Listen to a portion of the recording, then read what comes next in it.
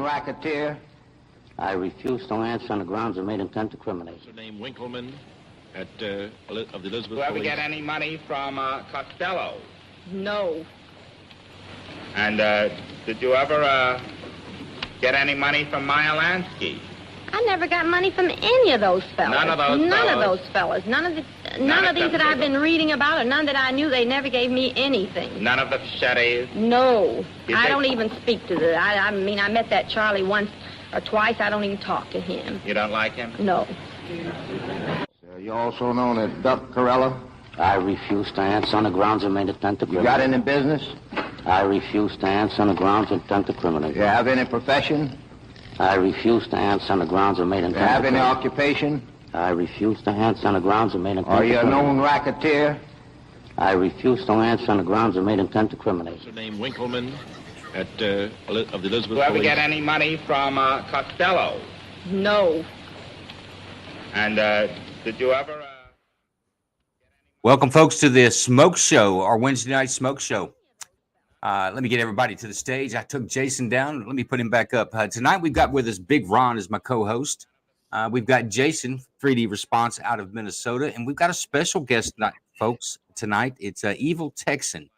For those of you that you are following him on X, you know that he is not afraid to throw up a nice, good picture of a set of ribs or some barbecue that he's put up. He is a Texan near and dear to my heart, but he is our special guest tonight, so we want to welcome you, Evil Texan. Sometimes our guests bite, but they don't bite usually hard, but they absolutely love a good smoked brisket. So thanks for joining us, sir. Thanks for having me. And I will ask all my co-hosts, if you will. X doesn't allow me to send out invites. If everybody retweet this, just to give everybody a reminder that we're open and live. I've done the same, and we should have our others in here as far as range-minded. I think even Shane may even show back up to talk about his brisket. If he doesn't show up to talk about his brisket, we're going to talk about it in absentia, which is not always favorable for the person who's in absence. So that could be fun too. We like talking about Shane when Shane's not here. But Evil, give us a little background on your smoking. You're obviously a Texan, and I can respect that because I think Texas smoke is king smoke without a doubt. But what got you into smoking, and how'd you get to where you are now? Well, I mean, I've been cooking outside for forever. Got real serious into smoking probably about 5-6 years ago. We went through some pit barrels, some of those kind of things, and I ended up finding this guy behind me right here. That's Matt's barbecue pit. Super cheap on Facebook Marketplace. It's a $5,000 pit. I got it for $1,200. Couldn't resist, and that got me going. I ended up with this Lone Star Grill's insulated cabinet. I ended up becoming the de facto caterer in the area. Nothing, just all word of mouth type of stuff, not just friends and all that kind of stuff. And I don't know, just I've got a pretty decent sized property. It's not huge. It's about 6 acres, and to maintain it takes a little bit of work. So what I like to do on Sundays is light up a fire in the morning, throw something on, go do something for an hour, come back, maintain it, get some logs going again, go back out and, do something in the yard again. So that kind of keeps me sane. Always something fun to cook on there. My main thing is brisket. I'll do ribs and pork every now and again, but yeah, that's about where I'm at. Okay. Beef is my go-to, but I'll smoke anything. But let me ask you, what's your preferred wood? So out here, I've got mesquite, I've got some pecan, and I've got some post oak. I went and got some hickory one time. Everything out here, if you look behind me, we're all oak. So I like cheap, I guess. So oak, the barbecue, regional barbecue is a thing. I think, you should use wood that's in your region. Post oak is most prevalent here. Mesquite, I do use every now and again. Not a big fan. I know those South Texas folks, they live and die by it, but it's just too potent, too hot. It's not what I'm used to. Pecans out here a little bit, but it's not as prevalent as oak. So that's where I end up sitting. I'm a mesquite guy. Are you? Right? It can be harsh. Hickory is probably my backup. Hickory or oak is my backup. If I don't want real strong smoke, fowl, in my opinion, poultry will take that smoke so quickly that sometimes mesquite is too much. See, I'm not a fan of pecan. Pecan to me leaves some sort of an after bite, kind of like a tannin in a glass of wine when you drink it. There's that last little bit's not. I just don't like it. I could definitely see that. When I am using mesquite, I'll use one to three. So I'll do, every I'll use 4 logs each time I put them in the offset, and one will be mesquite and the other 3 will be post oak. Now that is something, folks, we haven't talked about is that we can mix. You can mix your wood if you think you're going to get one that's too strong, i.e. mesquite. You can change that up a little bit and with some good results. You should treat that like a sniper shot book, though. You should write down how long and how much you put in and what your mix was, because if you find one that you like it, you need to reproduce it almost exactly the same, and it's kind of hard to remember at what time you put what in. But that's a good way to do it, Evil, for sure. Unfortunately, I don't write a whole lot of things down. I just kind of it depends what I'm cooking. I've got 3 different smokers here. I told you about my cabinet. It's a real low flow. It's almost like steering a container ship. Like very subtle movements make very subtle changes. And if you get too hot, it's going to take a while to get back down. That's what I use for catering. The offset here is what I like to use around the house, and that's when I'll experiment a little bit more. The cabinet, I've got a method down. I do everything the same every single time, because when I'm doing it is because I'm catering. And I'm probably doing about 120, 150 pounds of protein in there. And you can't experiment when you cater. Catering's fun and all, but it takes a lot of the fun out of barbecue. On the offset is when I get a chance to just, have a ball, do something new. That's home cooking there, relaxed cooking, right? Mm-hmm. Before we get into your ribs, let's talk about rubs. What do you like on a rub? What are you looking for in a rub? If we're going to rub let's talk about a brisket. Let's do just a basic brisket. How do you like to rub it? And tell me what you like on your fat cap.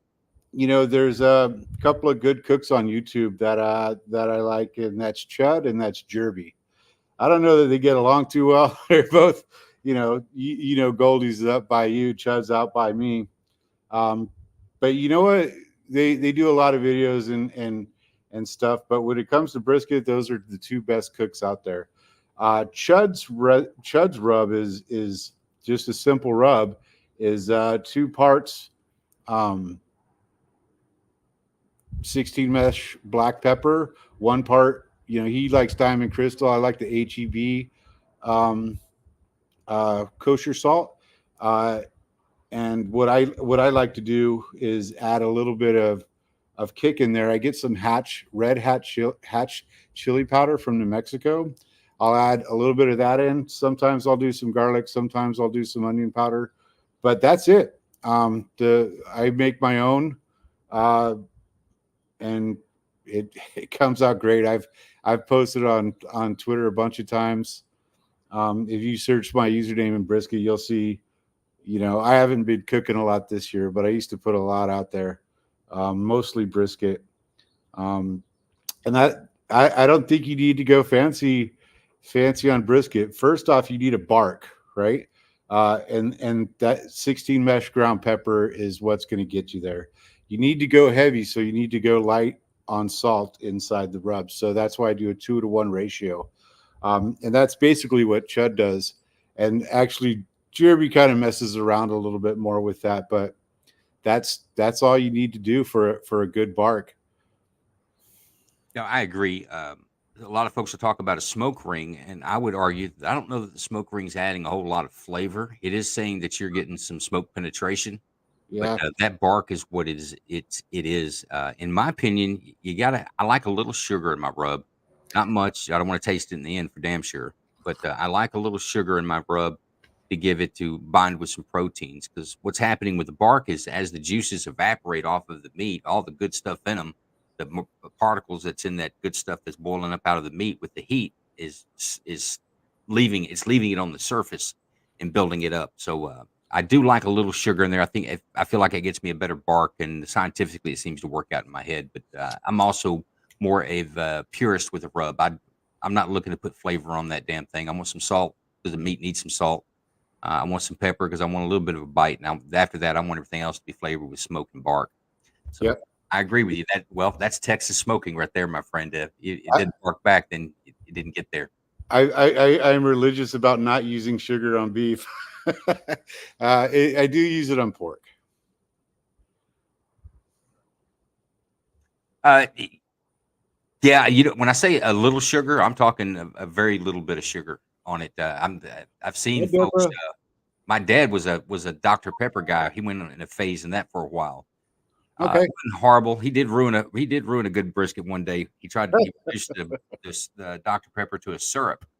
Lord, it wasn't edible, and that was a sad day. I still remember it. I was probably 11 or 12 years old. I remember it like it was yesterday. That was a sad day.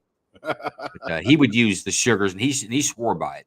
Of course, I don't know if he knew exactly what was happening on a bark and how that was happening, but he swore by a little sugar into the rub would help bring the bark up, and I see his point. I think the proteins and the sugars will bind, making themselves a little bit of a larger molecule when it evaporates, leaving a larger piece of matter behind versus a smaller piece. But I don't think you absolutely need it, but I do like to see a little sugar in the rub. Do you try to achieve bark on anything else outside of beef? Do you try to get it on like chicken or You know what? I'm not rib? I'm not a fan of smoked chicken, to be honest with you. I think I like chicken over live fire. I think that gives it a better flavor. I like a nice crunchy, crispy skin. You can get bite through skin in a smoker, but chicken is a very delicate meat to put in a smoker. Even if even the best out there screw it up half the time. And I'm not the best out there. Well, tell me what's a chicken fail in your mind?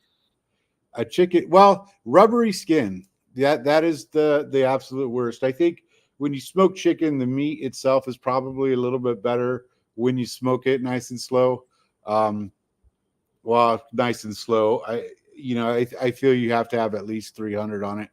And at that point, why not save an hour and throw it over some live fire? I'm probably in the minority there, but I just think chicken was made for a grill. Don't get me wrong. I like grilled chicken, but Mhm. I like a smoked chicken. I don't like barbecue chicken like you'll see in other southern states where it's slathered in barbecue sauce and I guess No. cooked slowly over the heat. That's not if if I've got to use barbecue sauce on my barbecue, that's a barbecue fail. If the smoke doesn't have the flavor in it, then that in my mind that didn't work out. I agree. I don't mind barbecue sauce, but I think it's for dipping. I don't think you should be cooking with it. Right. What I tell my listeners on this is that I always put barbecue sauce on the table because that's my real barometer. If people open it up and use it, then I failed. If they don't, then I did okay. But believe me, there's always plenty of barbecue sauce left over after a smoke for sure. But folks, I'm about to share you some Brontosaurus ribs that Evil Texan posted and got my attention. Matter of fact, just before the 4th of July. Give me a second. I'm bringing that up. While we do that, Evil Texan, I want you to talk to me about what do you like on your temperatures. Let's go with a side mount smoker. What do you like on your temperatures before you drop your meat on? You mean you're talking the offset?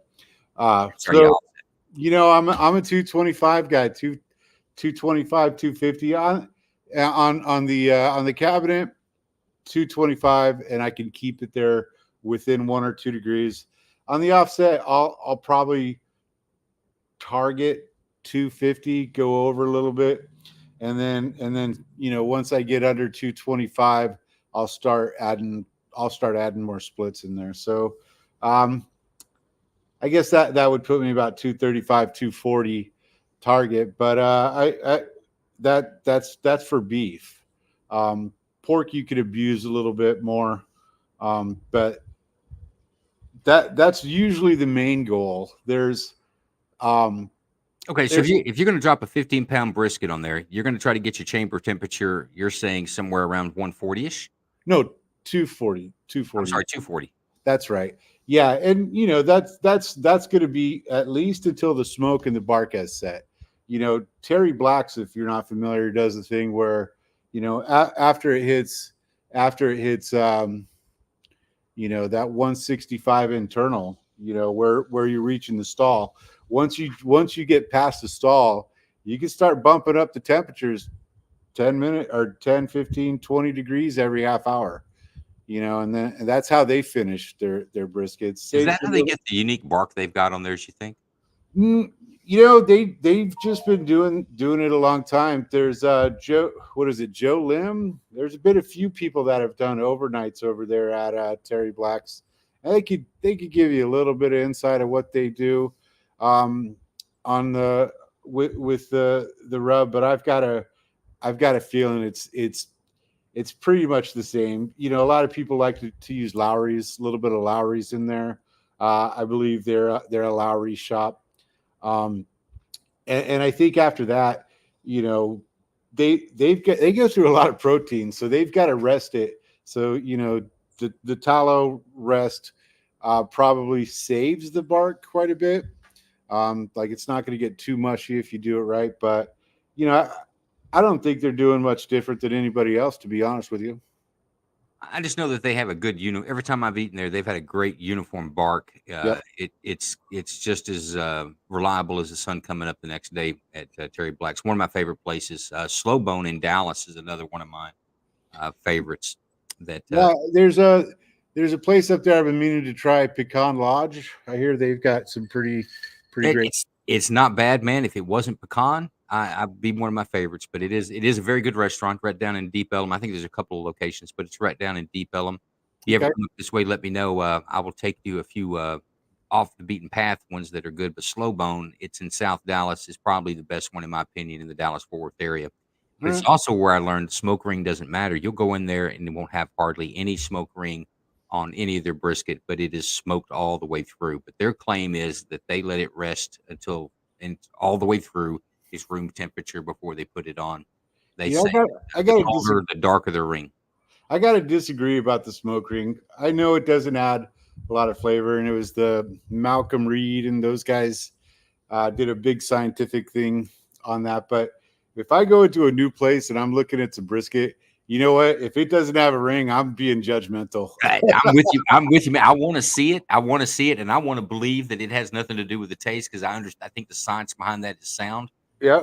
I still want to see it, man. When I cut it my own, if it wasn't the ring there, it's going to disappoint me a little bit. So don't get me wrong. I love to see the ring, but I'll tell you, you'll go to Slow Bones. Sometimes you'll see a faint ring. Sometimes you won't see any ring, but you will not leave a piece of that on the plate. It is smoked perfect. I definitely believe it. Yeah. I shouldn't be allowed to order barbecue because I do it and I think I do a pretty good job. So whenever I go to some place, and I keep trying to tell myself, if you're doing this on a large scale, it changes things. But man, I'm always just a little bit too judgmental. No, brother, you maintain it. Just need to eat at more places or smoke more yourself. I'm a big fan. I think it's an art to be able to smoke. You can learn it all you want. You can write it down. You can study it.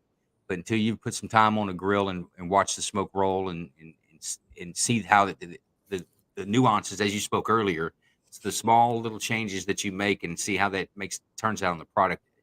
It's an amazing art to me, and I love it.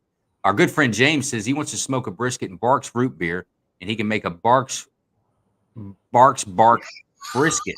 Now, forgive our friend James. He's in northern Nevada. They just don't understand sometimes evil. So I know you just blocked him. If you'd unblock him, James is actually really good to our show. He's a valid friend here. But I would yeah, block I'm not putting root beer on my brisket. I'm just not going to make that happen. All right, folks, I want to show you. This is what got my attention for Evil Texas. He and I have been following each other for a while, but I was like, oh, look at this. So take a look at those ribs. So tell us how you got to where these are at right there. Now, are we looking at full spare ribs, or am I looking at a baby back and a full? No, it's a full spare. So if you look behind me, can you see that little guy right behind me at the top of my hat? That's a direct heat smoker. It's an El Patron by Lone Star Grills, and direct heat smoking is something that's gaining in popularity. Chud Barbecue started. Hang on for a second, Evil. I want to get you up. So everybody, if you look over his shoulder, you'll see a smoker. See that guy right, on the right side of the screen, the small little square there's a little trash. Okay, yeah, I see it, the small boxy one. Yeah, so that little trash can is my ashes. The bigger trash can is my lump. Okay. That's a direct heat smoker from Lone Star Grills. I picked that up last year, and it's got a firebox that you can lift up and put down, and kind of Argentinian style. Okay. So direct heat smoking isn't something that I'm real good at right now. So that's kind of been my goal for this year, is to get that thing down. So these were done on that. So they were done in I think 4 hours, and yeah, they came out pretty good. I'll be honest with you, it was a little crunchy in a couple spots there, but they came out pretty spot on. Also the direct heat, the thought is that you keep the protein over the fire, the juices drop into the fire, and then they come up and as flavor, right? So that's different than an offset or most other smokers. Yeah, so after about an hour, it didn't look like these things were going to be doing much at all. So I turned them around, and in a couple hours, they were folded. They've got a good color to them. They look good. The bone ends look good. I imagine you didn't have anything left but bones when that was done. Nobody left any on a plate, did they? No, it didn't last a day. Bruce Wayne, Big Ron, you guys that are not in Texas, what do y'all think about that picture? And if y'all got any questions for Evil, jump in there. The man knows what he's talking about. No, I'm just sitting here sucking it all in. If you want to know the truth, I'm gonna have to go back and listen to the opening of the show and write down that recipe he's got for that rub for the brisket, and try that on my own. There, super simple, but I do agree with you on a little bit of that, Joe. I do like just a hint of sweetness to mine. Not enough to really kick the tongue, but I do like that there. But those ribs look familiar. Look phenomenal. I don't think I've ever used a direct heat like that, though. Yeah. I was kind of wrestling if I wanted to wrap them or not. I ended up not wrapping them. This is my first attempt on that, and I think they would have benefited from a wrap. So now that I'm thinking about it, it took 3 hours and 15 minutes. If next time I'm going to target 1 hour on the bottom, 1 hour on the top, 1 hour on a wrap, and 15 minutes to set. I'll tell you what, Evil. I wrap every piece of beef that I smoke. Once I get my smoke time in, I finish out in the wrap. Now with my ribs, I'll take some of the fat trimming and I'll render that in the smoke so that I get a smoke flavor in it. Yep. And then I'll pour that across the ribs before the wrap it in parchment paper, and then finish it out. I get great results with that rendered down fat reabsorbs back into the meat, making it juicy, making it softer, in my opinion, maybe even, but damn sure makes it delicious, in my opinion. It depends on which smoker I'm using. On the offset, I'll use a paper wrap. If I'm using my cabinet, don't wrap. Jerby, I use a Jerby method with that, and I'll put the brisket in, and it's done at about 195, and I don't look at it. at all. Then I take it out, let it kind of cool off for a half hour, wrap it in foil, and then put it in about 150 to 170 in the oven and let it sit till the next day if I need to. So what are you getting on? What's your smoke time on a brisket? How many hours are you trying to smoke? Oh, it depends. They're done when they're done. See, I shoot for 7 to 8 hours. Mine go way longer than that. I'll do 12 to. I've done 16 and 20. And I've done longer ones. I have. And I don't know if I read it somewhere. I've been told that, but it's in my head that you're not going to get any more smoke than after about 8 hours. Because it's kind of done what it's going to do. So that's the point where I wrap it. I try to keep my internal temperature somewhere between 140 and 150 for the 7 or 8 hours, hopefully 8 hours. And then at that point, I'm going to wrap it. I'm going to put it back on. Now I'm going to start increasing my temperature so that I render down any fat band on the inside, get all that stuff rendered down and get my heat up. But I'm going to take that thing off between 185, 180, 190. I don't like to be above 190. Pull it off and give it a good 2 hour rest. And that's worked out for me as far as I don't have any unrendered fat on the fat band on the inside. I get a good taste and my bark is in a good shape after that. And I'd be willing to try to go a little longer with it. I just, that's my recipe on a brisket there. But ribs as well, I always wrap those. But then again, I'm not using all that fancy equipment you got there. I've got a side mount or I'm drawing a blank on the actual real term of what we're talking about. Offset. Yeah. I've got an offset. I use offset smokers. Yep. I've got too many smokers, so I gotta use them all, or my wife will make me get rid of one. Man, you're not too far away. I'd come down and help you use some of those. I'd like to try the direct smoker.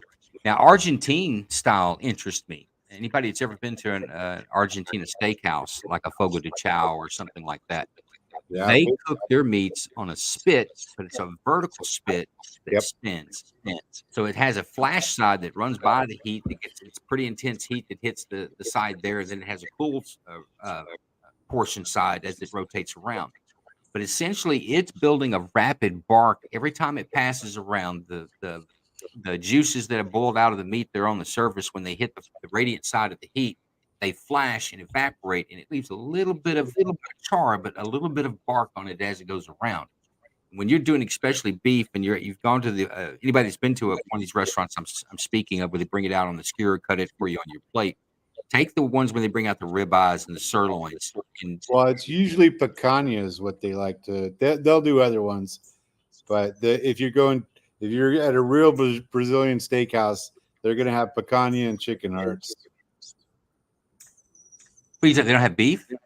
No, the picanha is it's a cap like a sirloin.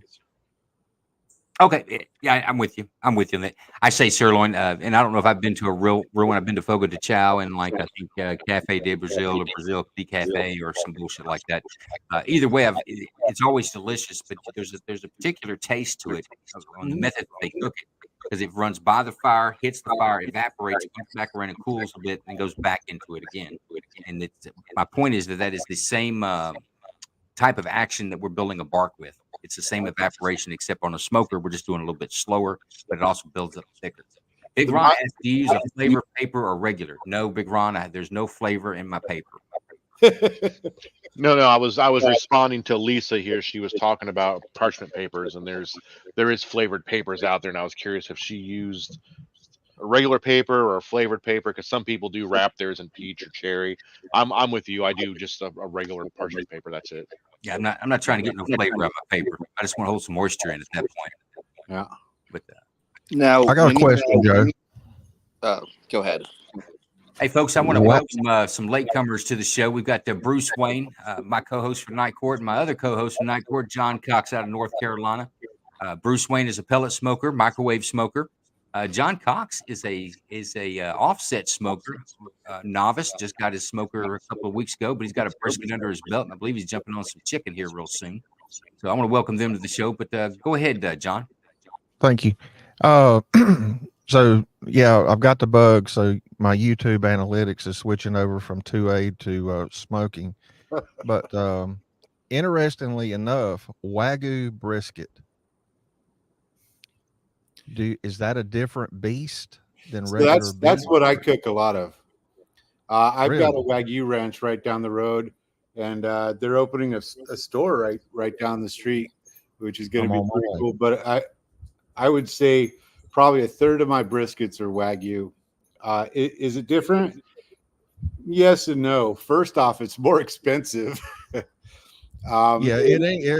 It might be a one time thing right now. Because I've seen the price difference, but I'm a ribeye guy, so I like marbled beef.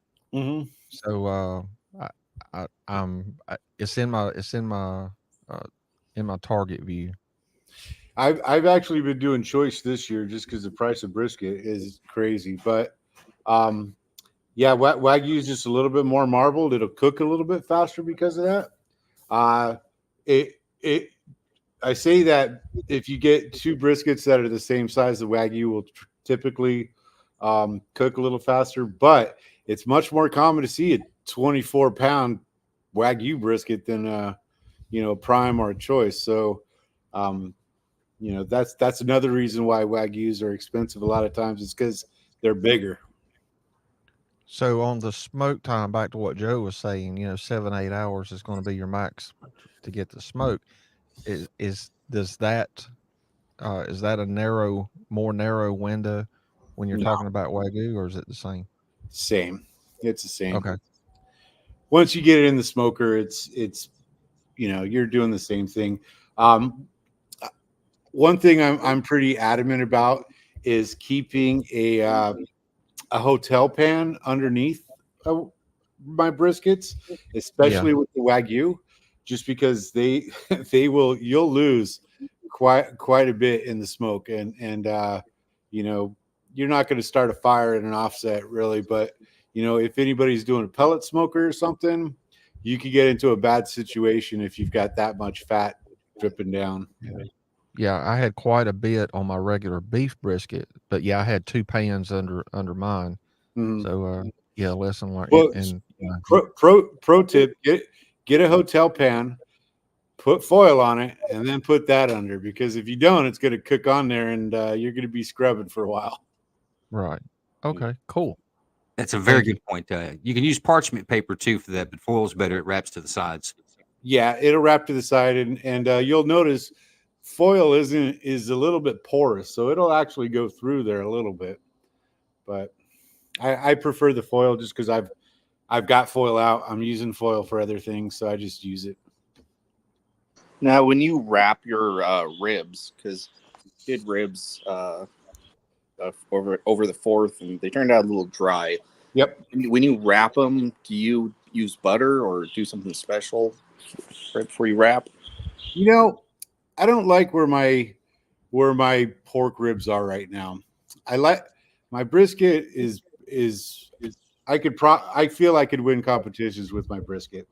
My pork shoulder, I do pork shoulder a little bit differently, and my pork ribs, I'm kind of going through a metamorphosis. I've traditionally done them Texas style, and then last year I went through a Memphis dry style, and then this year, I'm kind of experimenting with, a little bit more sugar, but a little bit more traditional, more paprika-ish.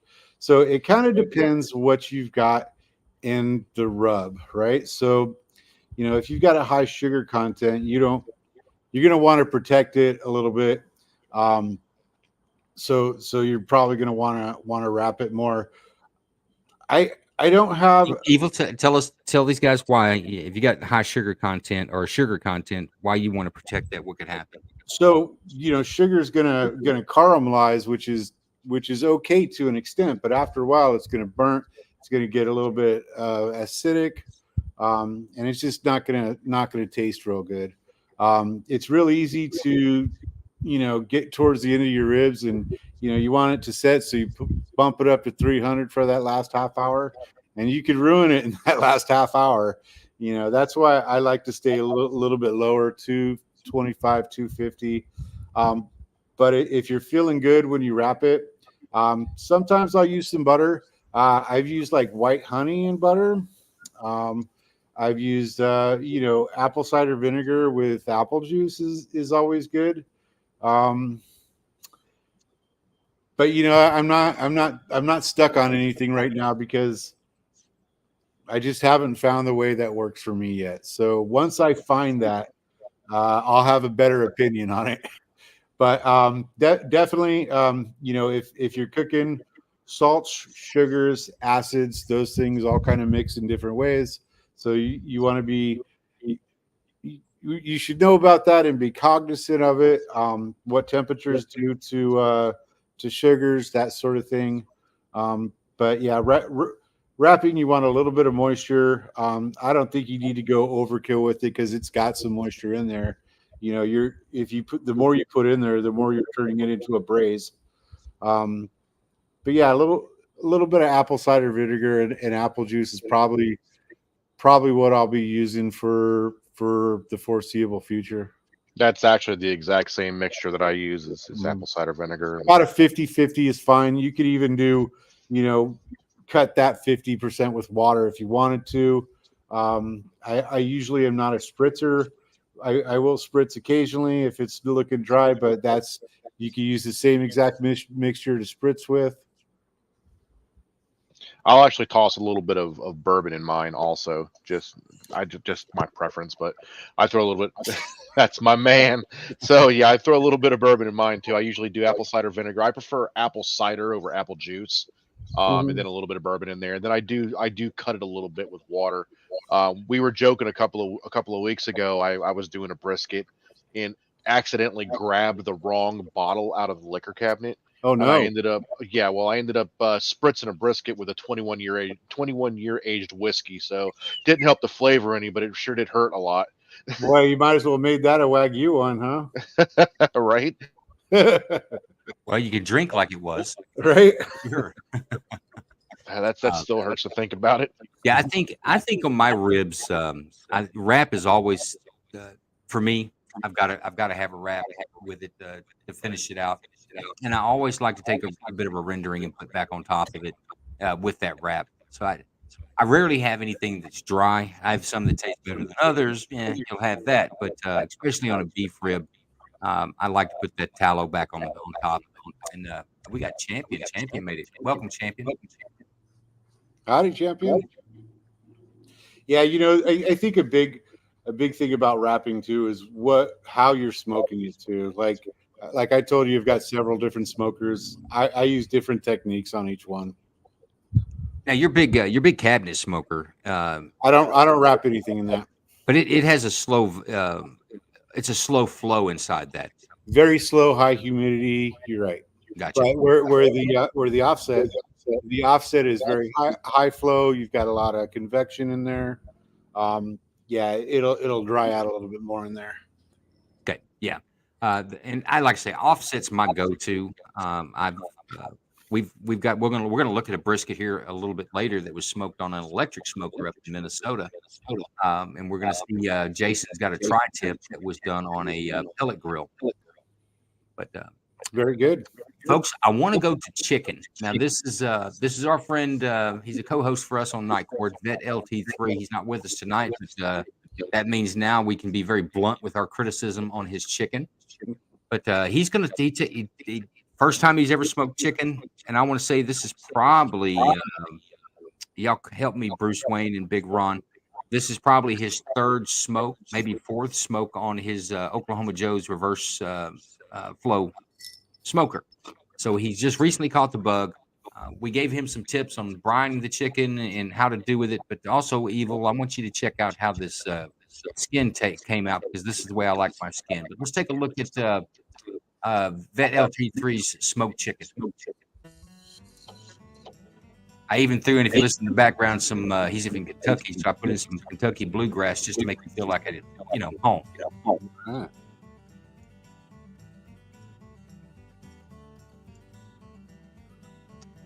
And he was supposed to be here to narrate this for us, exactly what he's doing, but I believe he just did a pure salt and water brine.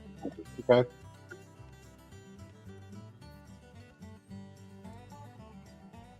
Got a brine chicken, even if it's a dry brine. I agree. I think that you're missing out. You're missing out on a lot of flavor if you don't do it. But I prefer a saltwater wet brine, just like he's doing. Now, I do the brine on my turkeys. You want to explain a dry brine? I'm sorry, we got a double there. You want to explain a dry brine for us? Yeah, just to open it up a little bit if you want to, like a spatchcock or something if you're doing it, and just throw a little bit of kosher salt on there. Stick it in the fridge overnight, or at least for a couple hours. The salt will smoke in or will soak in, and then start to penetrate, and then start pushing back out. Yeah, it also helps with drying it a bit. Yep, it helps with the skin. Helps with flavor. You got a brine bird. Okay, so he's got his bird brined. He's dumping now. For those you do a wet brine, gotta plan ahead a little bit, because you want to get that thing dumped. Now moisture is not your friend. That would make we talked about earlier, rubbery skin. Moisture will make rubbery skin on a smoked chicken. So moisture is not your friend. So you want to dry it and let it sit for a little bit longer. And he did that. He's already applied his rub to it. It's just a basic off-the-counter rub, nothing special. All right, excuse my ignorance, but what is the purpose of brining? What are we doing with brine? You're introducing salt to the bird and some moisture, in my opinion, deep inside the bird. But to be honest with you, chemically or scientifically, I can't tell you. I just know that Grandma brined fried chicken, and that's the best fried chicken you ever had, and you got a brine chicken. Okay, so you're putting the moisture in. It's going to dehydrate the skin a little bit too. So when salt on any cut of meat is going to penetrate. You can look on YouTube and see what a steak will look like if you do put some salt on it for 24 hours and then cook it. It's a whole different color. You can see it penetrating. Does the same thing with any kind of meat. Also dehydrates the skin a little bit. So when you're cooking it, it'll dry out a little bit. You'll see people, they'll put butter underneath the skin sometimes. That's to that's to help with crisping. Brining helps with crisping. It's a lot of it has to do with moisture inside the chicken and crispy skin. There we go.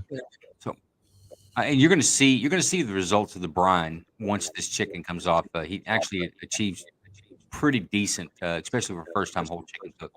So now he's he's a new smoker because he took his cover off of his smoker. Now he's adding in his wood. But he starts with a charcoal base to get started. Not against that. That doesn't hurt my purest heart.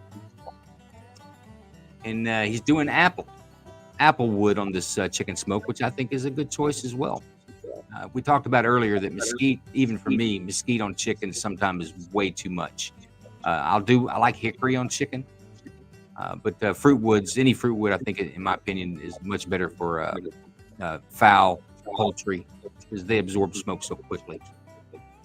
So I've got one criticism of what he's doing here right now is you want that base. I actually use lump for the base, and let that sit in, and then first couple chunks of wood you're just going to waste them pretty much on the base, and then start putting that expensive wood on there right after that, and that's Do you do any? Do you soak any of your wood? No, I keep it outside, so not intentionally. I got you. I do like to soak wood. I feel like when I put that on, I'm getting good smoke and preserving how long it takes for that to consume itself.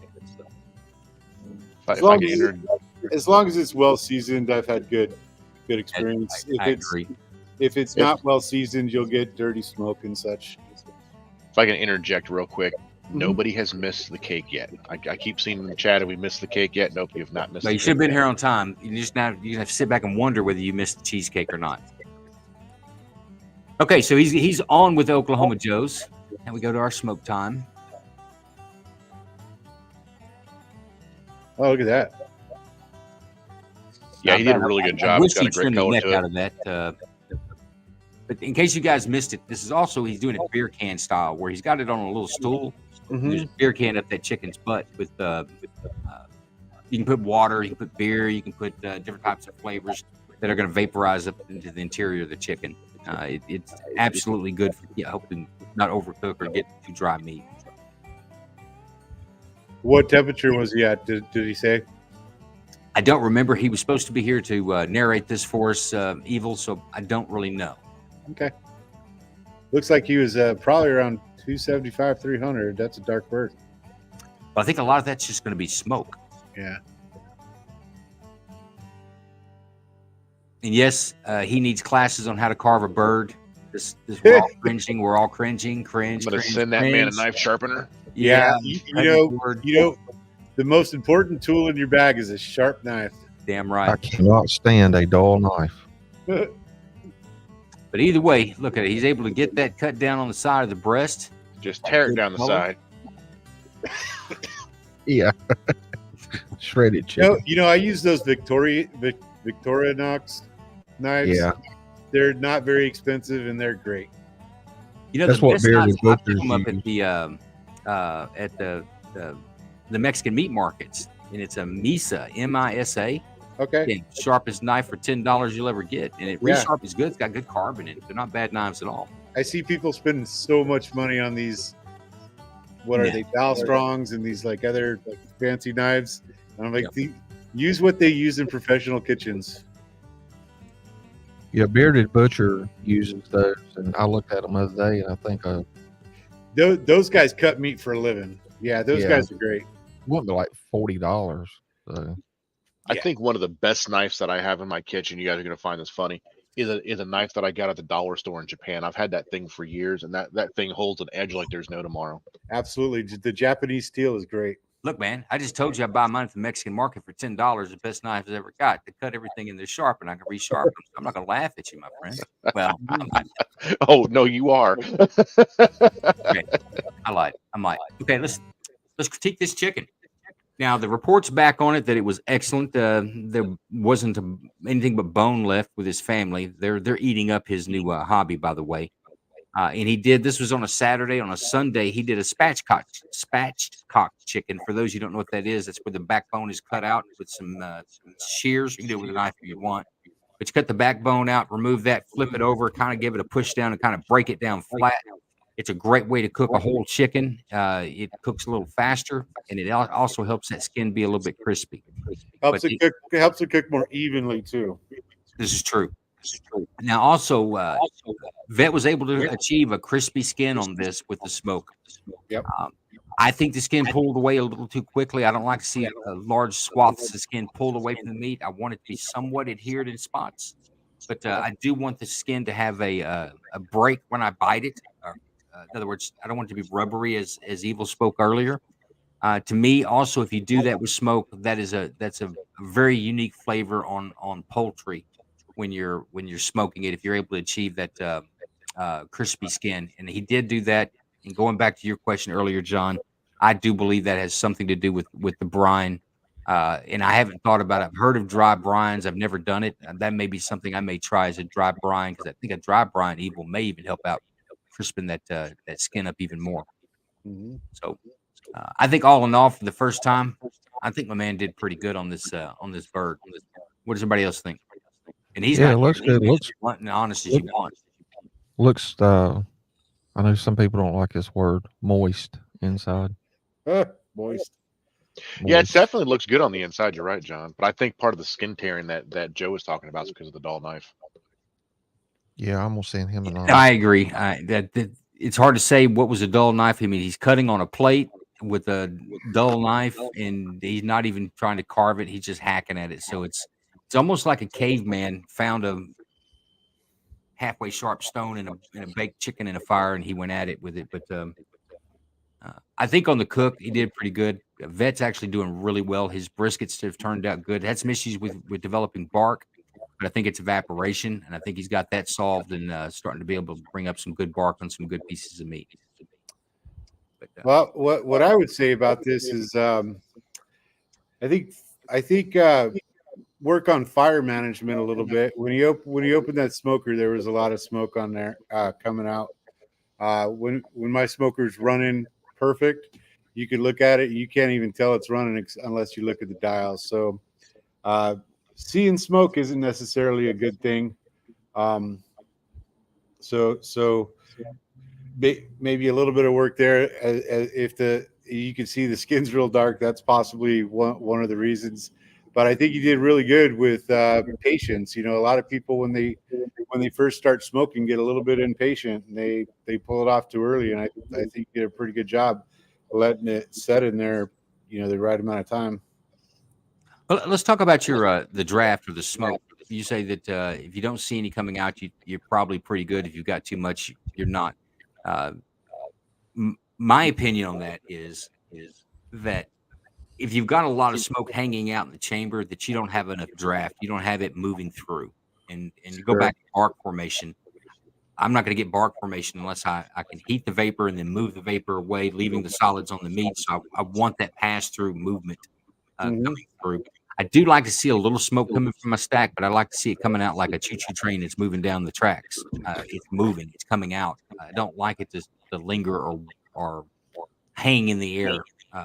So I agree with you that more smoke is not the best smoke, but I think draft is just as important as smoke. But what do you think about that, Evil?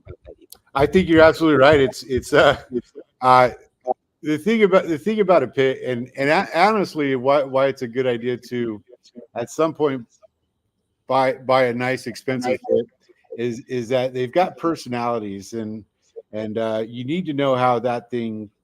You need to know where the hot spots are. You need to know how it drafts. If you've got tuning plates, how to change those for certain types of smokes or certain things you're doing. So the temperature, the smoke, the draft, it's all one big combination of what your style is.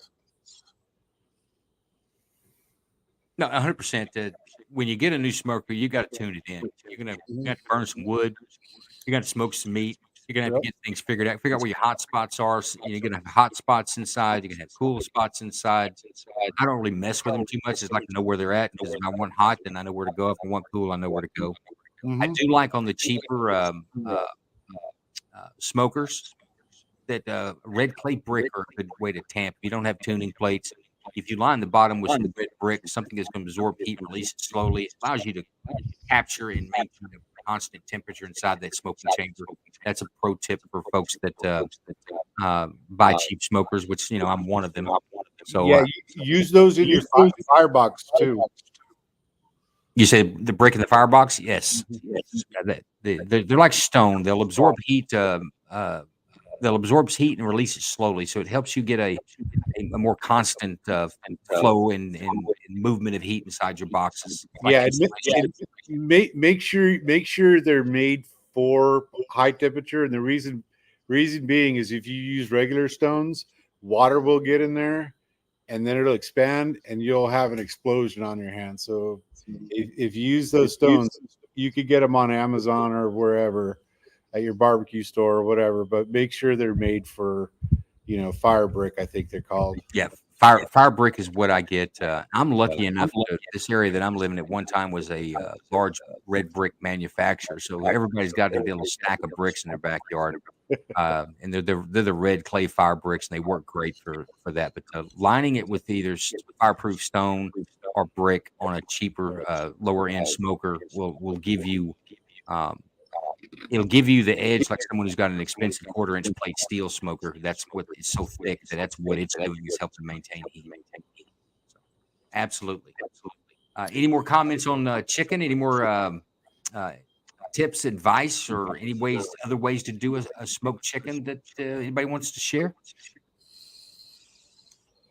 Now, on the fire brick, are you talking about the fire brick like you see maybe in a wood stove, or are they thinner? No, they look like a regular brick like you build a fireplace out of. Okay, I know what you're talking about. The ones that I have are probably 4x8, but they're only about 1 inch wide. If you go on Amazon, you can search for fire brick and okay. Yeah. I'm going to put you guys on pause for a second. I need a refill. You go right ahead, sir. You go right ahead. Let's see. We have Champion showed up. Thanks, Champion, for coming to the show.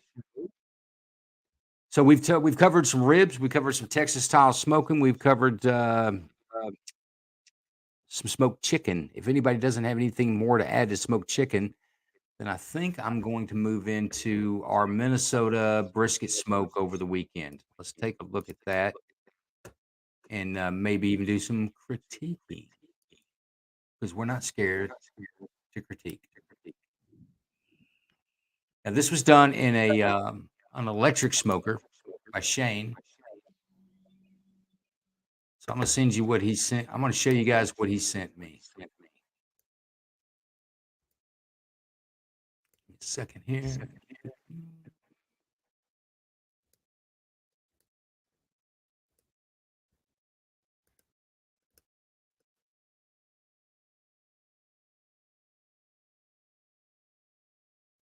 Okay, this is his sides is electric smoker. You can see the smoke drifting from the vent there.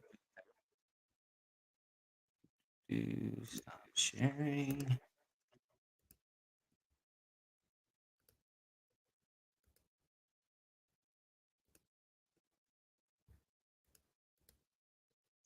I don't know why that video is not actually playing. It was a video, but okay. Once again, we got that. So let's go on to the product. We look like we got on some meat here.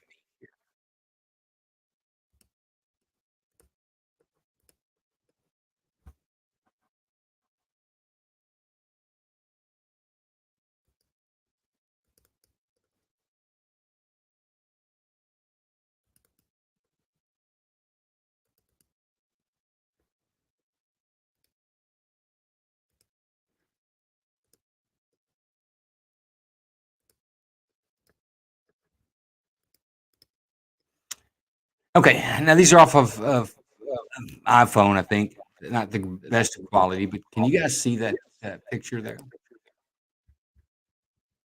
Yeah. Let's turn it that way.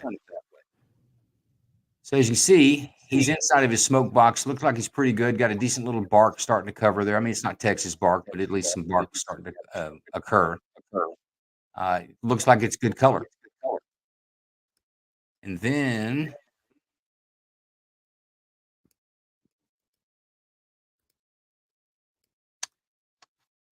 I'm working the producer side here, folks. Give me a second.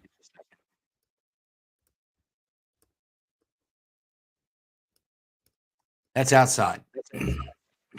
Now it looks pretty good, and I helped him with the prep. He did a salt and black pepper rub. Might have put something else on there, but I think predominantly pretty much a salt and pepper rub. I had him score. He had a nice big fat cap. You see some of the scoring here. I told him to score it kind of in a checkerboard, about 2 and 3 inch squares all the way across. That way you break that fat cap so that heat can penetrate a little faster and smoke gets in a little bit better. It's just a technique, and he did do that. But it looks pretty good. I mean, down here on the end, probably where we had a little more heat or a little more air evaporation happening, we actually have some decent little bark down there, it looks like. You see these low areas where it's real light? These are areas I say that are staying wet. So they stay wet, so you're not achieving the evaporation, so therefore you don't get the bark. The areas that are darker are the areas that evaporation was actually able to occur. Therefore, you get a buildup of some bark there. So this is not a bad little smoke at all. What does Spin say? You had a pan of moisture. I had a pan of water to help keep moisture in. I like a catch pan spin. I'm not a fan of moisture. I'm looking for evaporation in there. I feel like sometimes that I got enough moisture coming out of that big slab of meat, especially when a brisket's there, in my opinion. I do know people that put moisture in the container, but I don't think it helps like we think it does, like we'd like to think it does. Hit that one for a moment.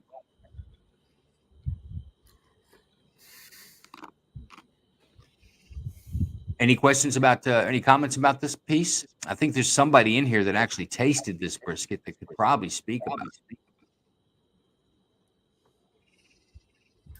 Are you referring to me? I didn't taste it. Is Shane in the room?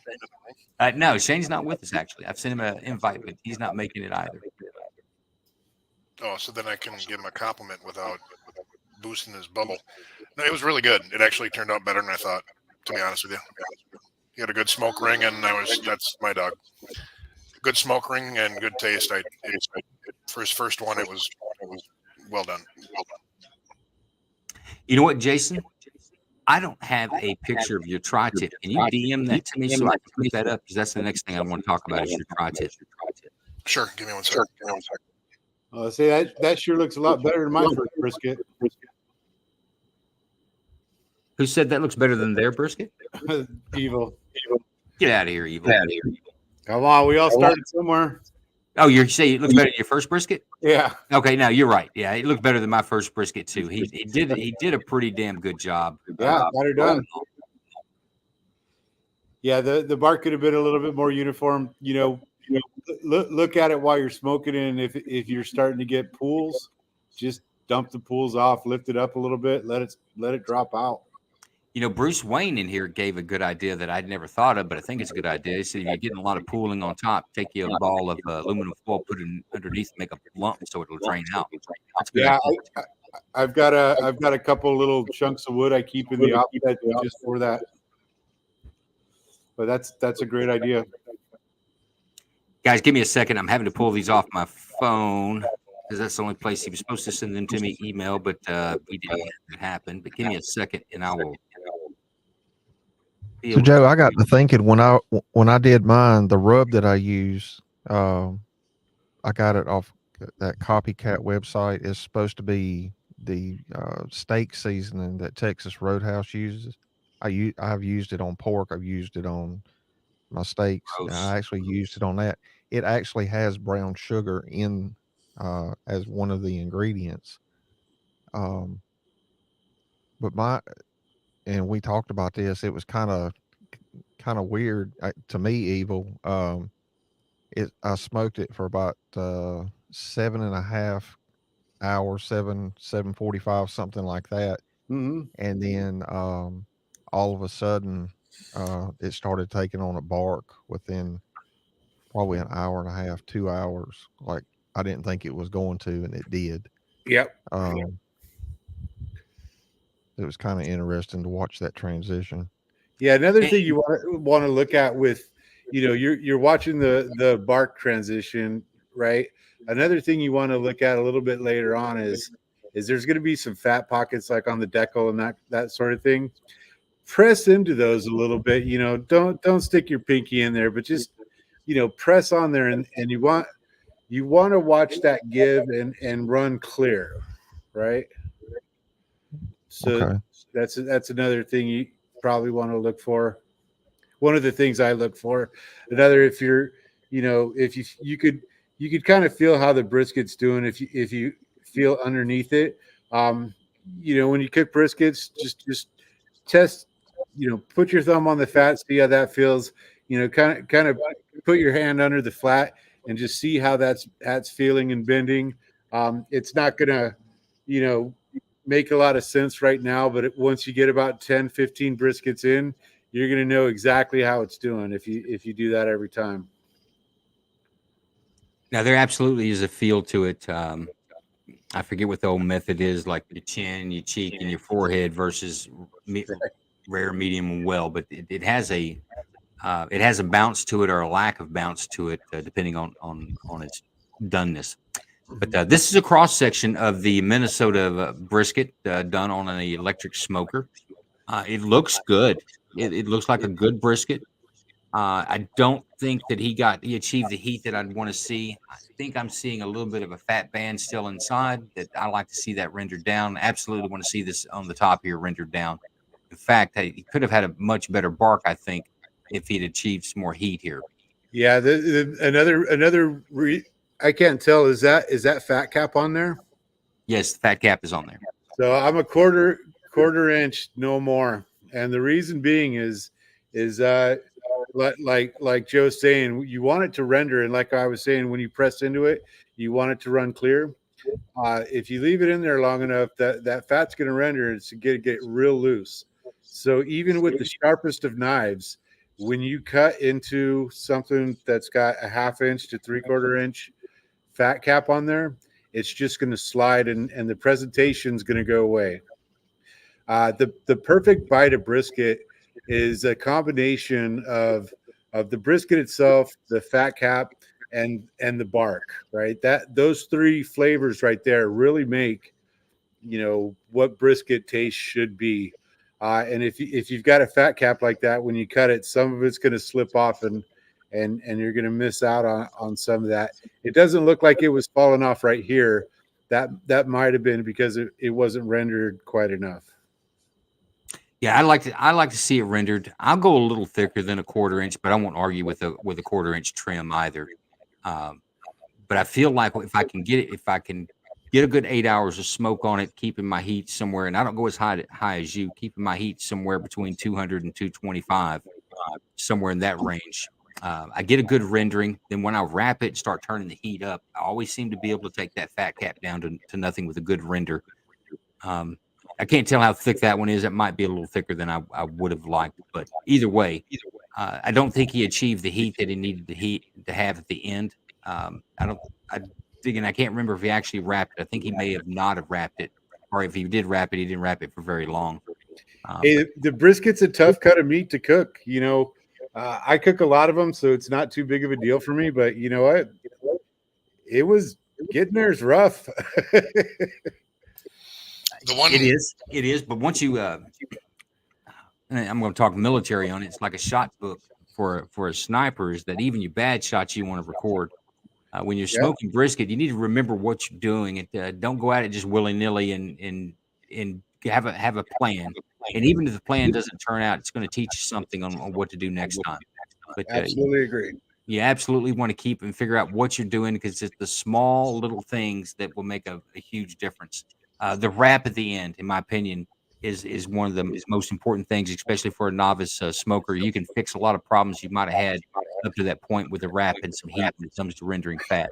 Because you don't want to serve a brisket. Now, this fat here, cap here, you don't want to. That's not great. You don't want to see that on the table. It's okay for a backyard. It's okay for a backyard, absolutely. But you really don't want this band of fat that's inside. You don't want that there. You want that all rendered down. To me, that's just it's an unfinished cook at that point. But now Jason actually tasted this brisket, and he said it was absolutely outstanding, and so did Shane.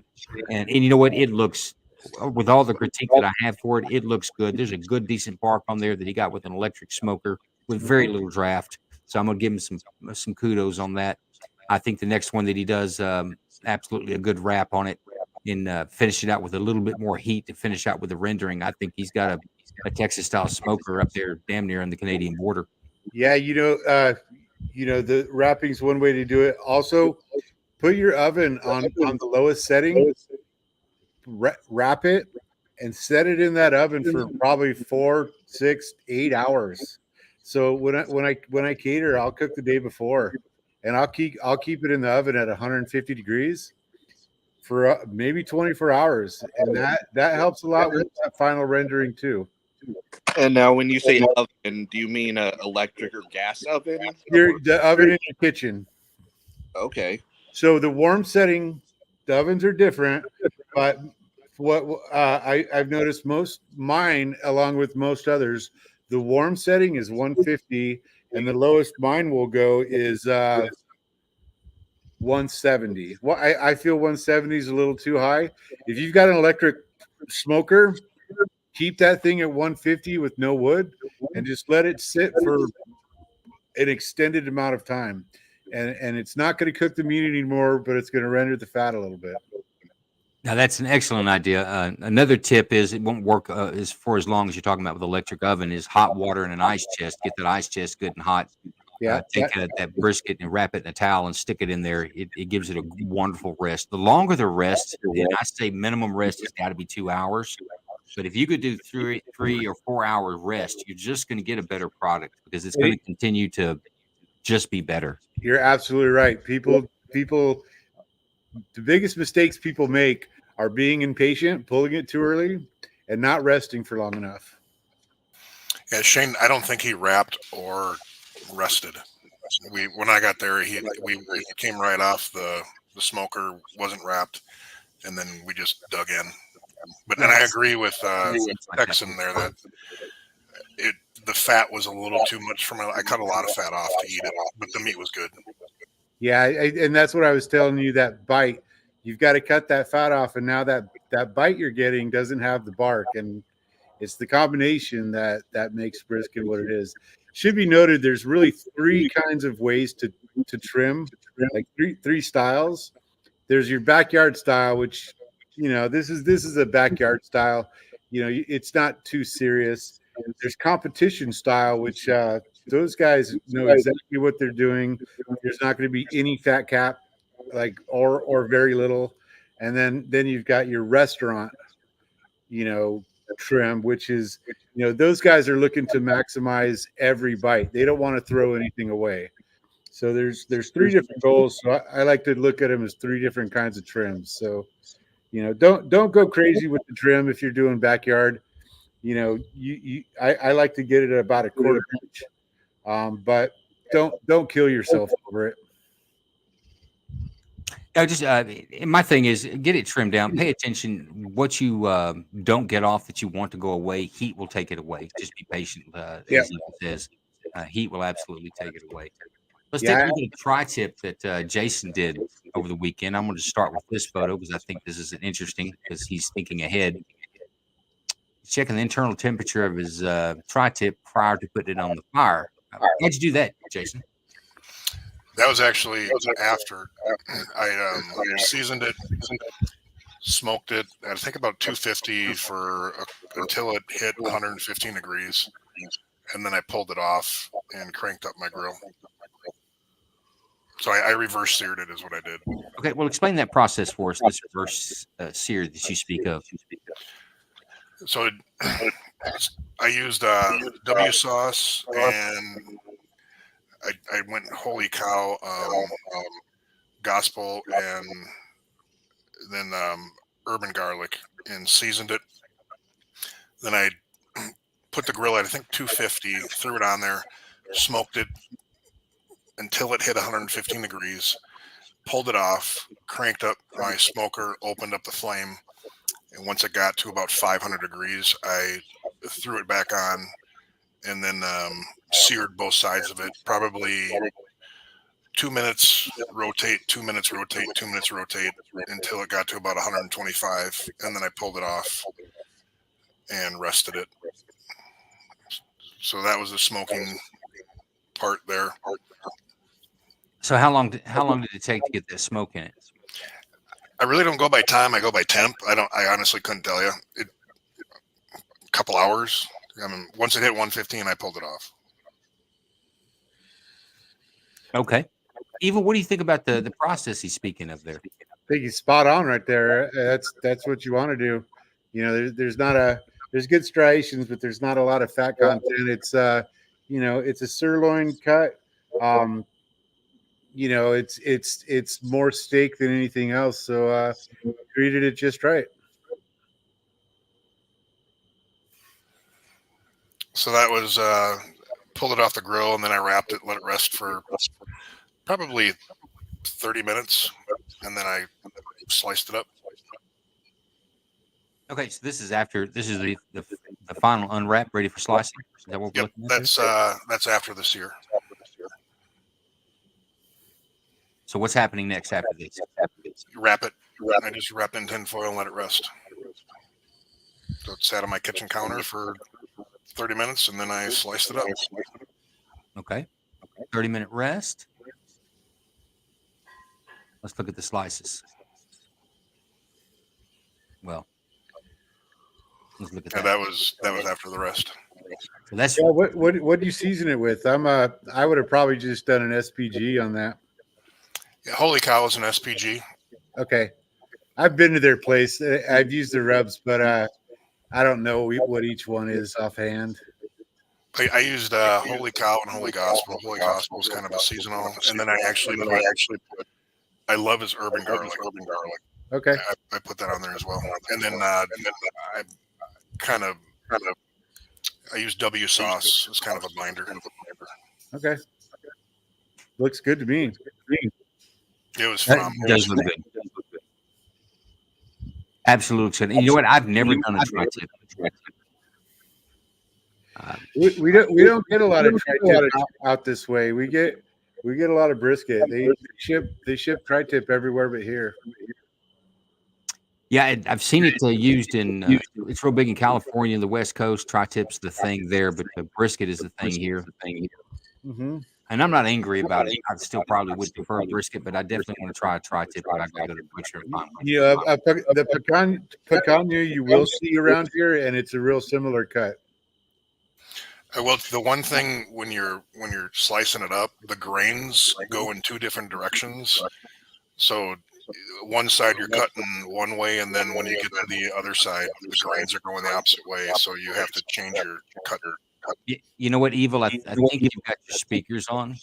When you're not talking, if you'll mute, we're getting some feedback loop in there, I believe. When you're talking, it's no problem. It's when you're not talking, we're hearing a feedback loop. So, what was your final internal temp, Jason? 128. Wow. 130. Damn, that looks good. All right, folks, we got range minded in here just in time because we're ready to talk about spam. We're ready to talk about smoking spam. Perfect timing. Now, I can't find your content there, Range. Can you do a video share and you pull it up? I can put it on the screen. Let's see if I can dig it up here. Hold on a second. But Range is in Idaho. He's a tri-tip smoker as well. If you look on the screen, that's a tri-tip that Jason did in Minnesota. Man, that looks good. It damn sure does look good, doesn't it? He did a hell of a job on that using a pellet smoker. Am I right, Jason? Yeah, and the one thing the reason I got away from Traegers, to be honest with you, is I could not do the open flame sear. The one thing I like about Pit Boss is you can open those grates and have an open flame, so you can sear. You know what? I thought that was Evil with the feedback, but it's not. It's somebody else. I can't figure out who it is.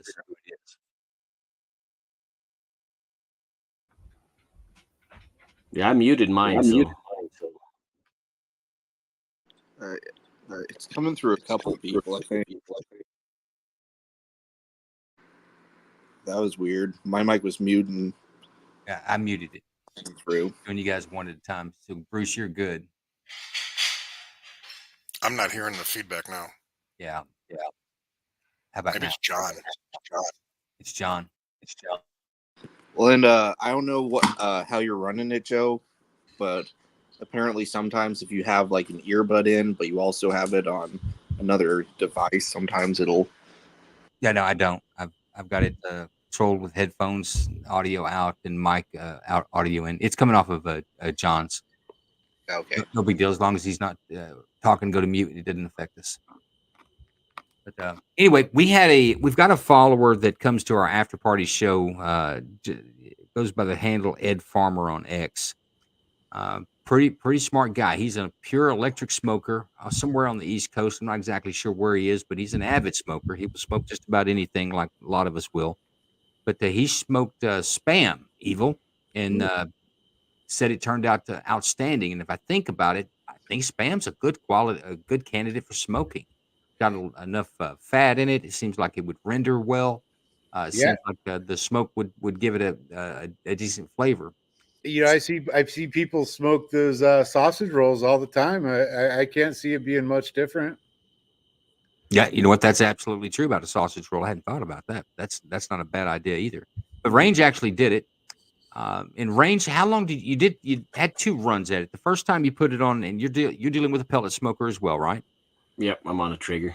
Okay, so he's on a microwave smoker too, and so he took he takes the Spam, puts it on the grill. And how long did you smoke it the first time?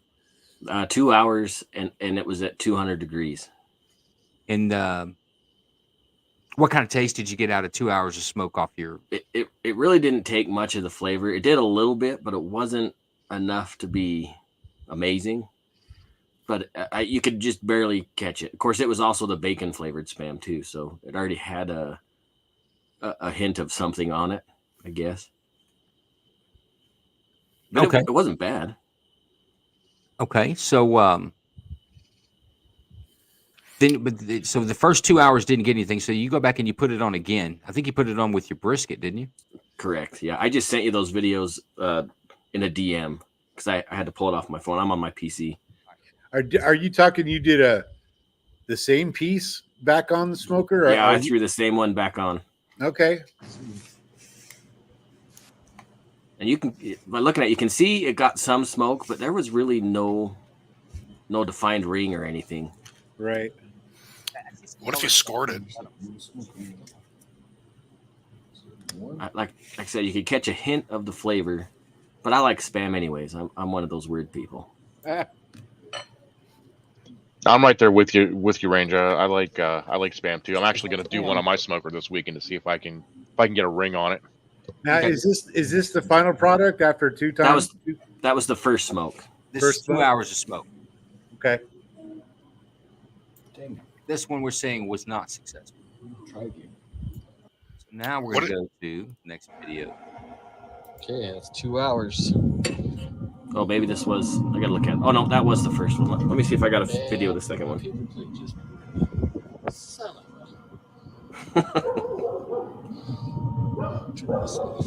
can hear 2 my hours dog of smoke barking. there. That's the original. We saw the end product of that already.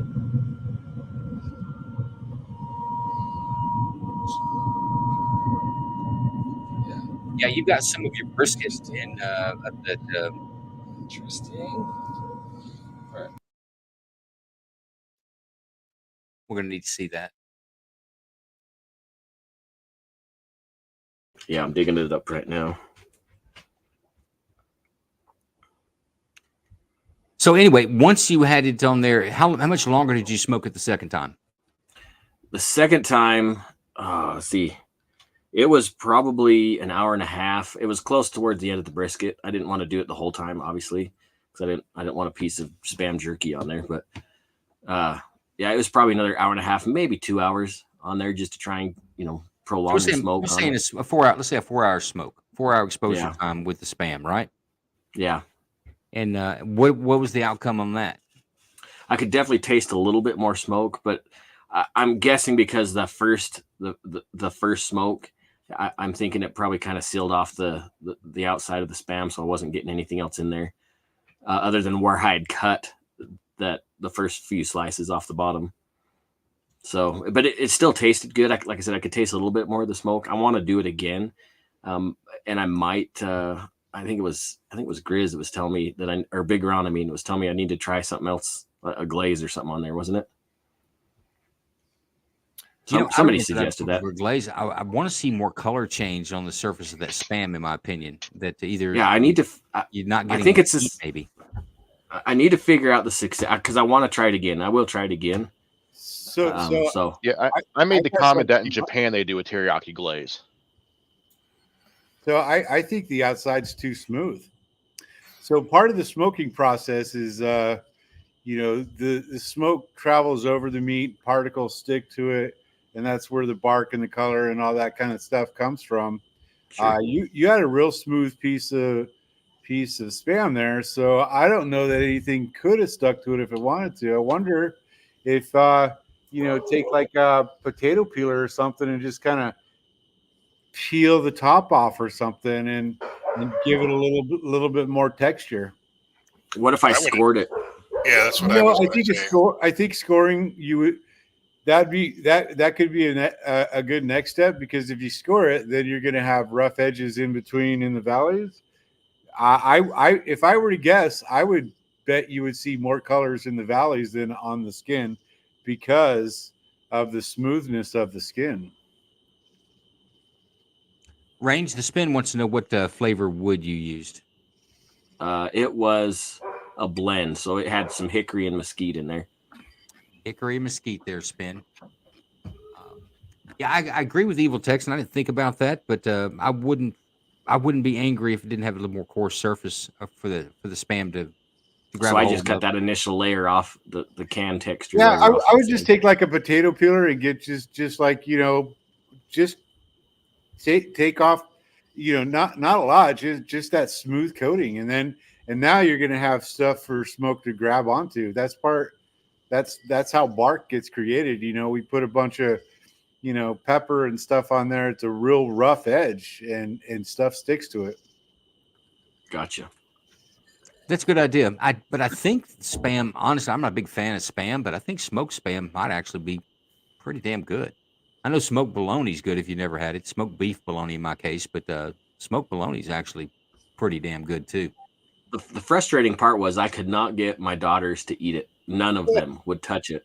Wait, and I'm like, you eat hot dogs? Well, that's different. I was like, really? It's not. It's not that different. This is just a cube of hot dog. It's good. Spam.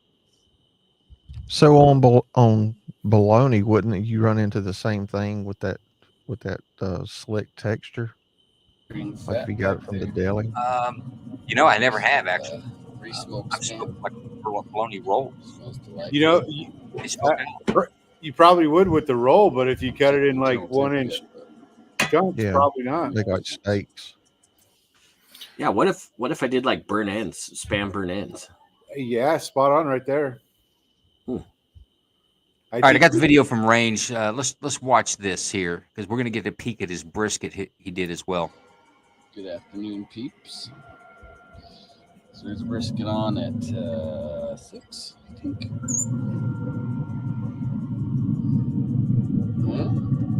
Not looking bad. There's the rendering fat back there. There's some pre-smoked Spam. Smells delightful. Yeah, I'm sold on the slick surface being an issue. That'll make a difference. Yeah, I'm sold on the slick surface being an issue there. The more I look at that, that's good. That's good eye there, Evil. Good eye. Well, I'm going to try it here probably tomorrow. Why not? All right. So now, don't you have a picture or a cut of this brisket? Oh yeah. See all the stuff I got to share with you. I thought I already shared it once. I did. I'll dig it up. You shared it in your timeline, and I just haven't gone back to dig through your timeline to find it. I'm just not important enough for you to actually spend time on my timeline. There's also some hours in a day problems that I have. Another thing you could do with the Spam is just cut it into. I think Joe or John might have said that. Cut it into steaks, and that way you have surface area right there. That's a good point too. Just slice it up and lay it down. The Spin says she don't want to care to relive her Hawaiian days. I guess Spam is big in Hawaii, so she don't want no part of that. It's so good though. Spam and eggs and rice. Look, it's not for everybody. That's all we're saying. It's not for everybody. Just take a look at this. Like Crocodile Dundee once said, "Cat shit's good if you like it." Yeah. Well, that's true. That's actually very wise. Okay, look at the smoke ring on that. Looking damn fine. I'd like to see more bark, but I want to say that you're having the same issue that the Big Ron's having. I don't think you're getting enough draft in there inside your smoker. Well, it depends on what rubber you're using. You're not going to get a thick bark if you don't use a lot of pepper. So it was just ground black pepper and ground salt. That's all I used. What was the mixture? 50-50 or? It was probably about 50-50. Okay. So I was telling, I don't know if you were here earlier. I like to go 2 pepper to 1 kosher salt personally. But actually, I don't think the bark's terrible there at all. Yeah, that's what I was going to say. If you look at it overall, you have some on the north end of this. You've got some bark formation. My theory is that you've got more draft in there in one spot than you do the other. If you'll pay attention when this is laying on your grill, where you're getting some bark formation, where you're not, you may be able just to move where your meat's at, adjust its clock it in the smoker to be able to catch the draft. I think you're doing everything correctly. I don't think you're getting enough draft to actually achieve evaporation. If you don't achieve evaporation, then there's nothing really being left on the surface any longer. You're just not going to get there. It doesn't taste bad though, but I will tell you that a good bark tastes better. It's not like it's a bad product, but it damn sure is a better product once you get a bark going. But By the I way, don't if know. you need I a don't custom, know electric smoker if you can adjust the draft in there to make it move faster. I don't know, but I think that's the problem with pellet smokers. and if you need a custom made cutting board, I made that. Just let me know. Good Let me job. tell you something. Who needs a cutting board? And that's our friend LT3. He was Well, I'll cutting make chicken something for with a LT. butter I'll make knife him a on killer one. plate, and he was hacking at it. It bothered every one of us, but he absolutely needs a cutting board, and that's a nice. Well, cutting we board. just might have to remedy that, LT. Yeah, he's not with us tonight, but when you see him, he's like, "Dude, don't you have a cutting Oh board?" yeah, he's on vacation. Yeah, you know what? He's either on vacation or got back. He joined us last night. I didn't know if he was done with his vacation or not. But Range, I'm gonna give you 2 thumbs up for this brisket.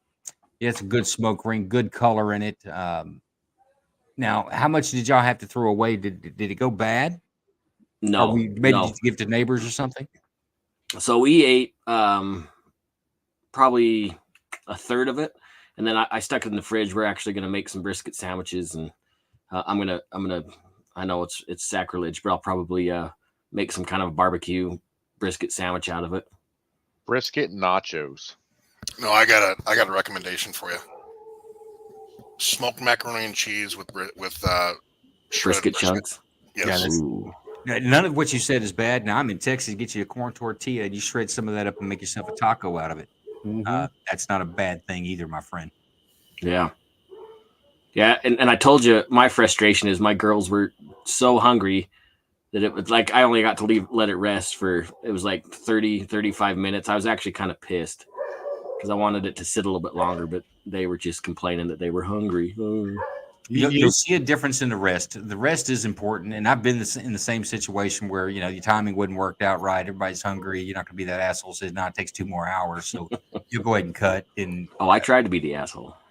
It's still good, but that rest will make a difference in everything from being tender and juicy to actually finishing out some rendering as well. That's why I rest in the oven for an extended amount of time. That way, I'm done. Maybe even the day before. Never run into an issue when you're doing extended rests. Yeah, I've done extended rest in the ice chest. I've never done the oven part, and I'll be honest with you, I did it on a Saturday, served on a Sunday afternoon. Was a little nervous about it, but it worked out. But I'm happy to hear Evil say that. It gives me more confidence on cooking the day before and letting rest. 'Cause that's the best way to do it. Nobody's actually waiting on the temp to hit so they can start eating like it is with hamburgers or hot dogs. You can do it the day before and pull them out and start cutting when it's time to eat. By the way, if you've got a flat top, don't discount those brisket chili cheesesteaks. No, you shouldn't discount that either. Yes, that sounds pretty damn good. Actually, I did some Wagyu ones, and boy, that was rich. Oh man, I bet that was good.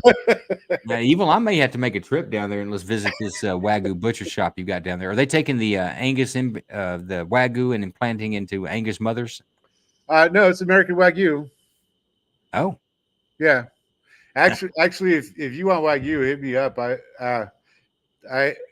Him and I might go into some business later because he's got the beef. I do the cooking. We'll see. No, absolutely. My daughter's at a camp down in just lost the name of it. A little further south than you though. But I've come through that area to pick her up. So I may hit you up sometime in August, early August, and maybe we'll go to have a good barbecue meal and just meet each other face to face. Or maybe I'll just have to do a Wagyu brisket. Well, I mean, it would be rude for me to not to accept the invite. But and I'm a very hospitable Texan. It almost sounded like it was an open invitation. I think not to people from Idaho. It was absolutely closed. Your passport will not let you pass go. Whatever, yeah. I'll drive. I ain't scared. Okay, folks, we're gonna go into quite frankly, smoking cheesecake. So let's jump right into the cheesecake. We had. Now, this was a topic that was brought up on last week's show by Angry Professor Dead. He's a guy in Arizona. He's fighting ambient temperatures out there because his hot box is hot before he puts fire to it. But he's using a electric smoker. pellet smoker, and he said his wife come up with an idea of smoking a cheesecake. Well, I can't say the idea of it is off-putting to me. That it sounded kind of good, but they couldn't achieve it. They got too much temperature inside the. They take a cheesecake, a made cheesecake, put it in to try to get smoke on it. Pretty much would melt it down. Had a very bitter flavor to it, and wasn't well. We took that on as a challenge. Big Ron taking the lead on this, on how we thought we might be able to smoke a cheesecake. So here was the first attempt on a cheesecake.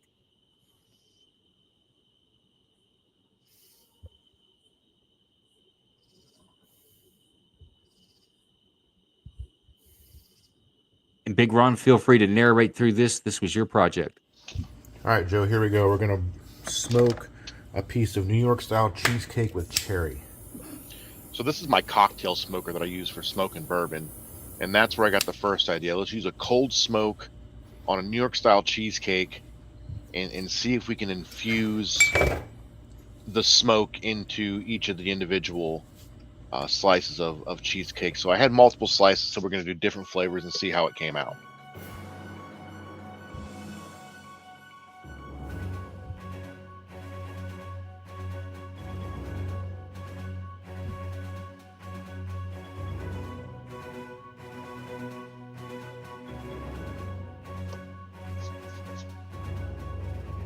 Mistakes were made. It was horrible. My wife said it was one of the worst things she's ever put in her mouth. So what we found was that the way the cold smoker works, instead of it inputting the flavor of the woods, rather it be a hickory or a cherry or a peach or an apple, all as you got was the burn charred flavor. And I think it's been, and I'm sure Joe's going to agree, it's the way that the smoker works. It's using extremely dry wood to imprint flavor into the liquid, versus you're trying to imprint it into a very cold piece of cheese. And it just didn't work that way. So my wife, and I will give her a majority of the credit for this, came up with a completely different idea. Since it's a little bit cooler here in Florida, and I can control the temperatures of my smoker a little bit better, we decided to go with a cheesecake from scratch. Now, the only thing that we didn't do to this was we were going to do a graham cracker bacon crust. And we do have a recipe for that. We're going to probably try it again with the graham cracker bacon crust and a combination of a bourbon butter sauce to go on top of it. But Joe, if you want to start rolling some of that.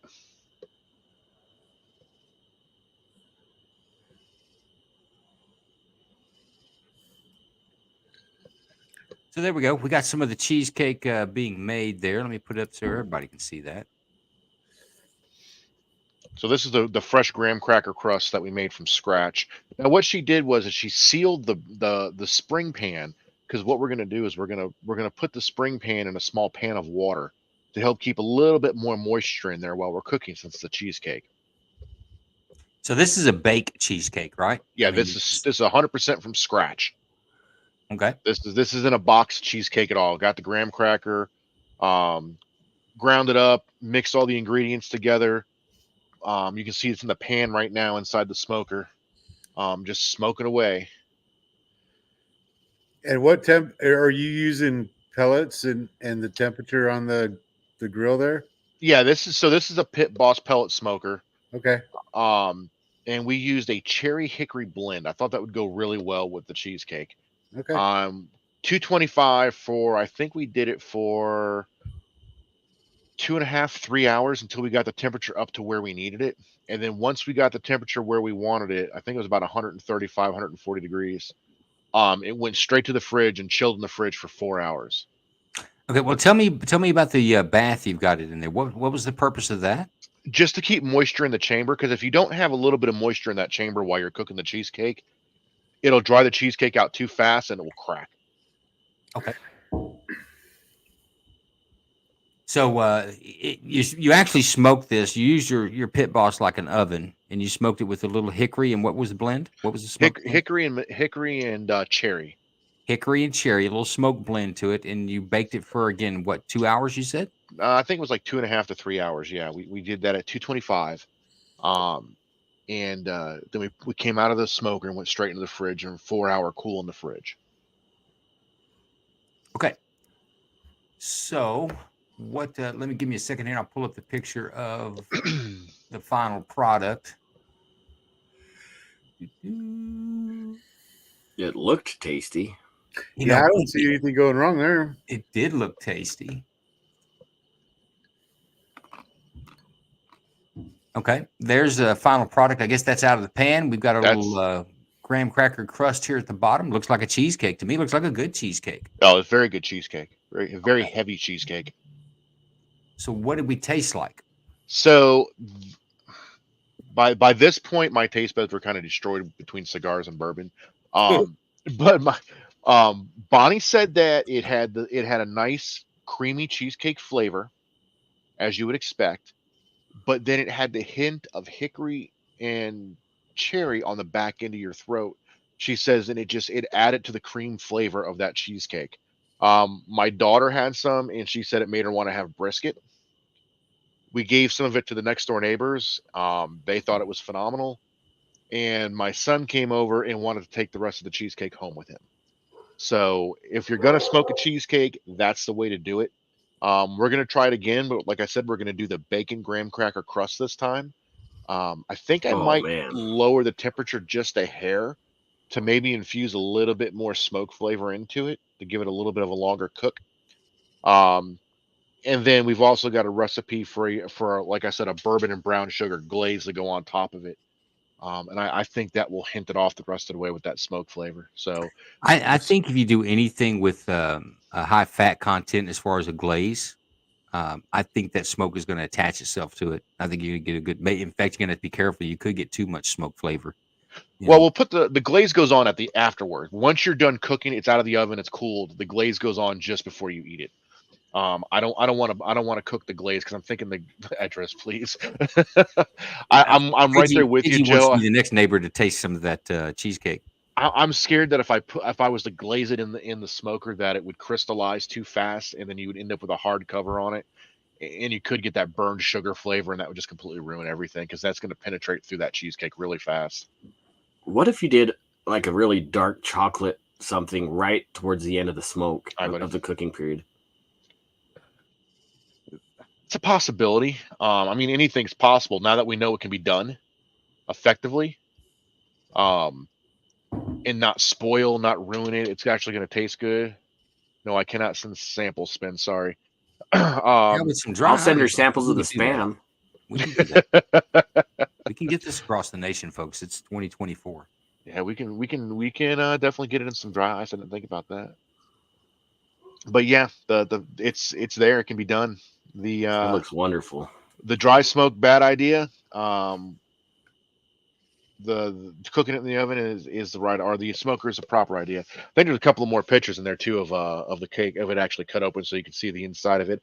I couldn't get a smoke ring. I don't know if we're going to be able to get a smoke ring with just the way a cheesecake is. I don't think that's going to penetrate like that, so I don't think that'll be able to happen. A smoke ring is part of a Maillard reaction, and that's protein. I don't know that a cheesecake can do that. Right. Well, you can see right there the color, though. You can actually see the color between the inside and the outside of the cheesecake. It took color. Okay, great. It absolutely. I can see the color on the top. It's a darker yellow or orange on the top than a normal cheesecake, and even more so on the sides. But the sides were covered; it didn't catch the smoke. But no, I'm absolutely. You know what? The next thing I want to try is a carrot cake.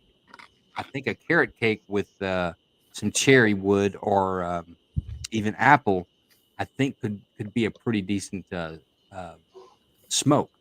But you know, I've got a carrot cake recipe that would knock your socks off. It is so good. Oh yeah, I'll have to send it to you. It is. When you get German video, when German recipe. When you get video when you smoke it, I'll have to smoke it. It is the best carrot cake you've ever eaten, guaranteed. I think carrot cake smoke could be good with, like I say, some cherry wood. But folks, that's all the topics that we were going to get through tonight. Let's see, have we gotten through everything? We've gotten through Vet LT3's chicken. Evil Texan is taking us to church on different types of smokers, how to get some bark, some brisket. So he talked about some pork. We talked about ribs and how to get to some different techniques on ribs, although Evil will say he's still trying to perfect his. But I'm very interested in your bottom-up direct smoker. To me, it sounds like a lot of work because I'm kind of poor. I've been poor most of my life. I've had to improvise on smokers. I've had to smoke on grills where you got to really keep that watch that temperature before you're going to cook it out before you ever get a bit of flavor in it. So, but I'm interested in that honestly on the aspect of what a Brazilian steakhouse does and how they cook their meat with the fast heat into a cool cycle. So I'm interested in that with that. Evil, I'd like to keep up with you on what's going on with that. But here's part of the show where I want to talk about now. John Cox, North Carolina. And John Cox is one of our novice smokers. He's got the bug real bad. Still having to take Tylenol for it now to keep the fever down. But he's got him a good direct smoker. Not a direct smoker, but a side flow offset smoker. I call it a side mount for some reason. That stuck in my head. But an offset smoker, a side mount smoker, firebox off to the side. He's got a successful. You've got a successful brisket in your back pocket. Am I right, John? Yes, I do. And I've got a pork butt in the freezer. I just haven't decided when I'm going to do that, but I am planning on doing some salmon probably Sunday. Well, You said salmon. Is that what I heard? You're going to speak up a little bit. I think your mic's down low, but the salmon is salmon. what you're going after. Yes, sir. Okay. Anybody have any tips or techniques on that? What about you up in Idaho, Steve? You got any tips for smoking salmon? Smoke it on a plank. I lost my mouse for a second. I couldn't find it. I've never smoked salmon on the smoker at all. I'd be interested in this conversation, though. Yeah, the cedar plank is a good way to go. Honestly, I've been doing them on the flat top grill. Man, they're done in like 10 minutes. Yeah, I've got a Blackstone. I've done it on that. I just But yeah, get some of those cedar planks. You can get them online or at the grocery store. I think Lowe's or Yeah, Home Depot sells them too. Yeah. Well, for smoking, do we want to put anything on that? I would say salt and pepper. I know a lot of people put brown sugar on it. That's supposed to do something with reacting with proteins in the meat that is not supposed to be sweet in the end. But Jason, you're up north. Any tips or techniques on smoking salmon? Yeah, cedar plank definitely. Bathe it in water for about 2 hours before you put it on the grill. And I prefer more of a lemon and herb seasoning with maybe a little bit of lemon. Just sprinkle some lemon juice on it. I stay away from the salt and pepper stuff on fish. Maybe a little salt, but no pepper. I think Now, you're on the spot smoker, on do I with need- maybe some capers too. now with it being on a smoker, do I still need to soak the plank? Yes. Okay. Okay, so how long would you smoke that, Jason? It's again, I go by temp. I don't time wise. I each cut is different.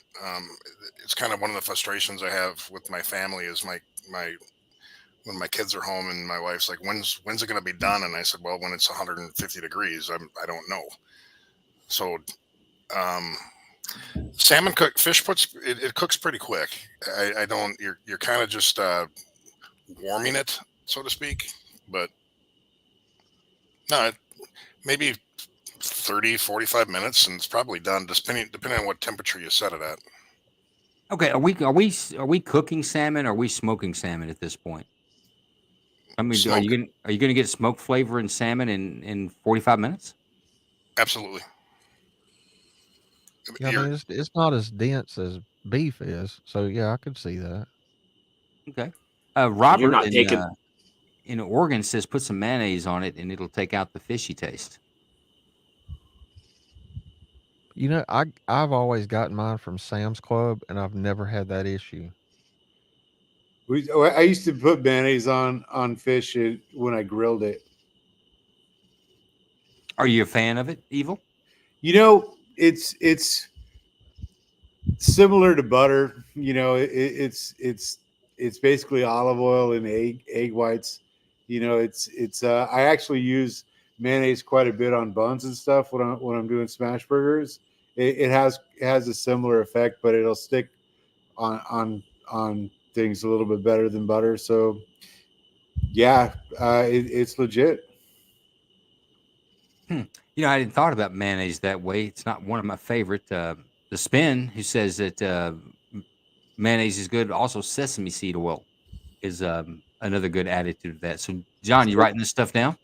Sesame seed oil, you need to be careful with. Seed oil isn't really something you cook with. It's something you finish with. It's got a low smoke point. So It's also got its own flavor.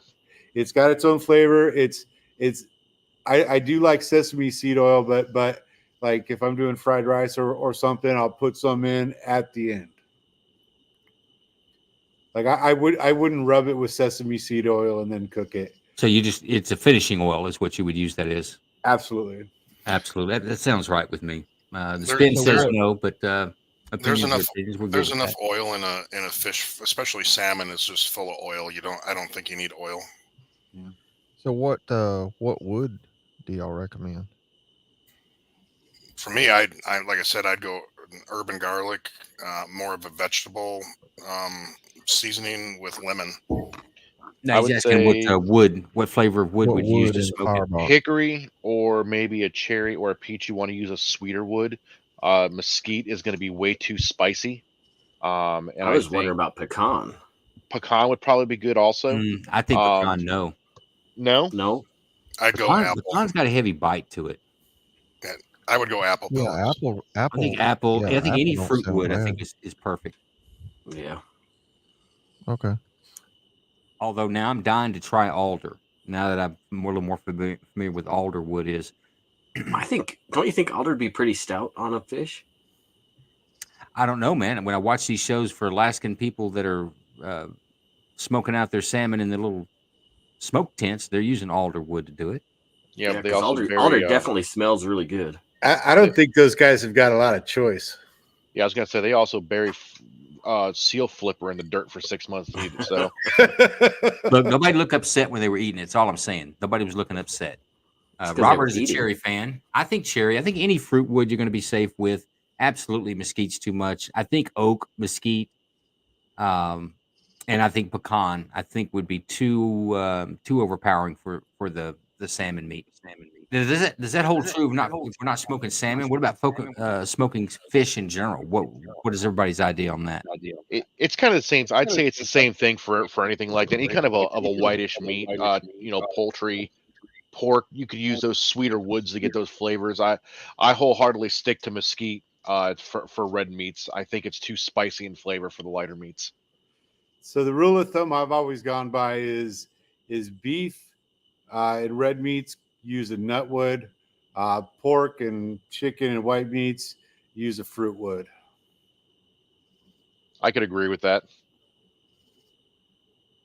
I didn't hear mesquite in that list, Evil. What was that again? Well, mesquite's a nut wood. Is it really a nut wood? As far as I know. I guess it puts out that bean. I guess that's a nut. It's all I know is that those damn things got thorns. Then yeah, that's the nut I know of. The damn thorns. But so I tell you, I do enjoy the flavor on red meat. I don't think that I really like it on anything else. Hickory is probably my number 2. A little less. It's not as strong, but hickory goes well with pork and everything else. But for any beef, it's mesquite for me. Because the internet knows everything. I looked up like good woods for smoking fish, and the number 1 came up was oak, and then apple, cherry, and then hickory. No, so it's all over the board. Literally, no pun intended. Spin says applewood. Now, Spin has brought up this almond wood before. I've never used almond wood. Of course, I think it may be a California thing where they grow a lot of almonds out there to be access to this. But she says that it's an excellent smoking wood. Yeah, any nut wood's going to be pretty okay. What is post oak used for? Fence. I saw that.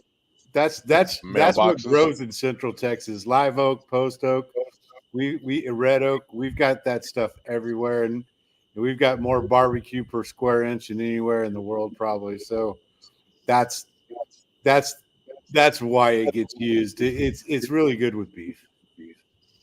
Okay. Yeah. It's a regional thing. Like if you're in Alabama or something, or Georgia, you're going to use peach. If you're in, it depends where you're at. Now, I don't disagree with that.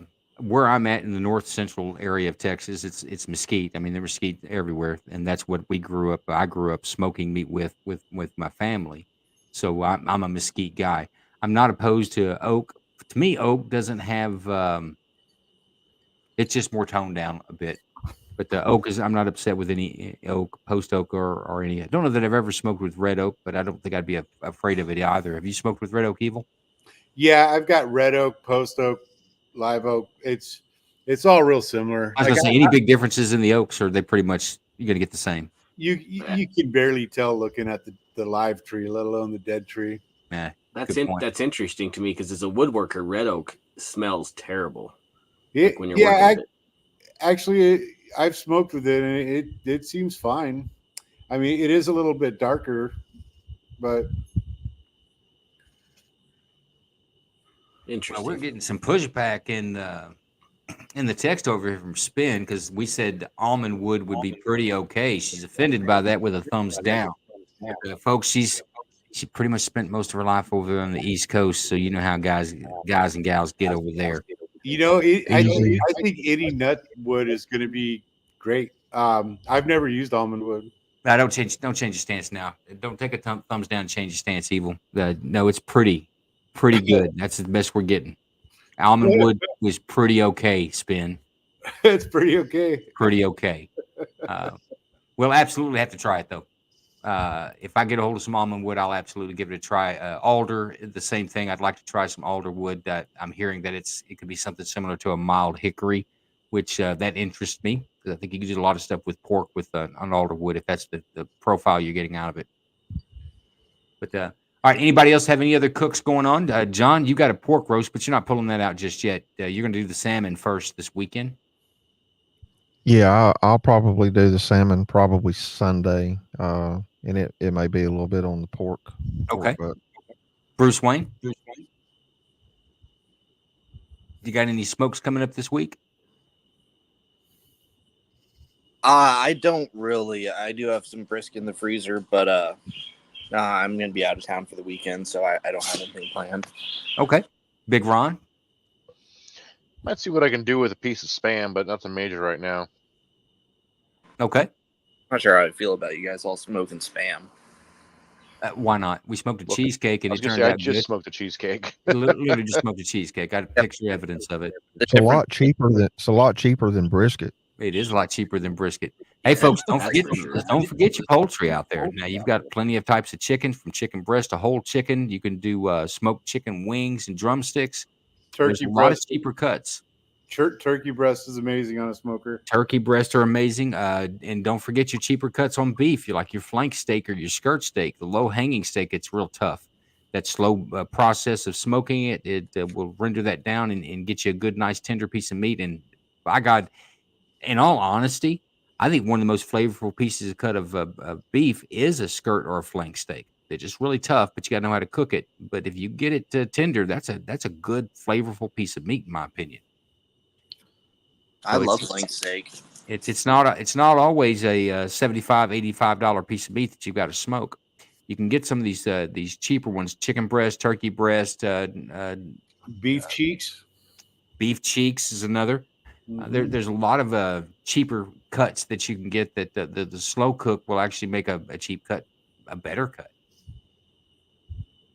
We've got Brent in Canada says a cedar plank salmon this weekend is what he's going to try. Yeah, get us some pictures of that, Brent. We'd like to see it. I'm interested in the salmon thing. He had a pork roast or something on a couple days ago. You know, I think I did see a pork roast. It looked pretty nice. But, yeah, no, anybody that's got anything different. And another one we're going to do soon, probably not until the 1st of August, is we're going to do some quail. And Evil, I'd like for you to kind of stick with us on this show and bring some of your knowledge to us. And as we grow and kind of push this out to people who are novice smokers, but we'd like to try to pick something different and do something different for each show next week.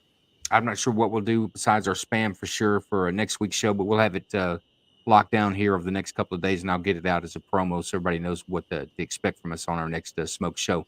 But folks, Hey Joe, go ahead.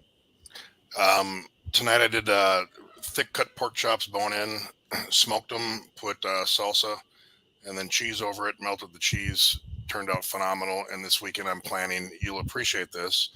A Texas chili, no beans, smoking the whole damn thing. You know, you don't have to say no beans. You just have to say the word chili. We already know there's no beans in chili. Well, a lot of people don't understand that. My wife would argue to the end with that, Joe. There's no argument. Okay, here's the deal. If I take the meat out of the, I've got beans and chili in a stew, okay?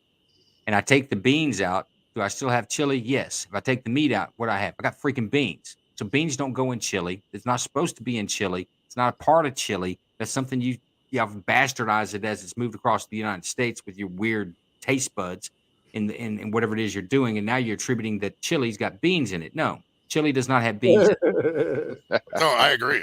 I agree with you, Joe. I would disagree with you. That's how you start a fight with the Texan. I thought that was putting barbecue sauce on brisket. That's another way. Yeah, that's dumb. Well, it depends now. If the brisket's not good, you might need some sauce to get it down. That could be the smoker or it could be the consumer. It's hard to say sometimes. Folks, catch us in after party in about 10 minutes on X Spaces. We'll kick it up and it'll just be labeled Smoke Show After Party. We can pick up the conversation there a little bit more relaxed and we can kick around a few more ideas. I expect our good friend Ed Farmer will be joining us in there with some very unique takes on smoking and the way he smokes with his electric smokers out on the East Coast. In fact, I'm becoming to where I like that guy and his ideas because he ain't scared to try it out, and I like that. But that's where we're going to end it. We'll see you next week, Wednesday, the same time. Different recipes. Name Winkleman Thanks for having me. of the Elizabeth Whoever Police. get any money We from appreciate you. Costello? Thank you, Evil. No. And did you ever get any money from Meyer Lansky? I never got money from any of those fellas. None of those None fellas? of those fellas. None of of these them that I've fellas? been reading about or none that I knew. They never gave me anything. None of the Shetties? No. You I think- don't even speak to the... I mean, I met that Charlie once or twice. I don't even talk to him. You don't like him? No. You're also known as Duck Corella? I refuse to answer on the grounds of made intent to criminate. You got any business? I refuse to answer on the grounds of intent to criminate. You have any profession?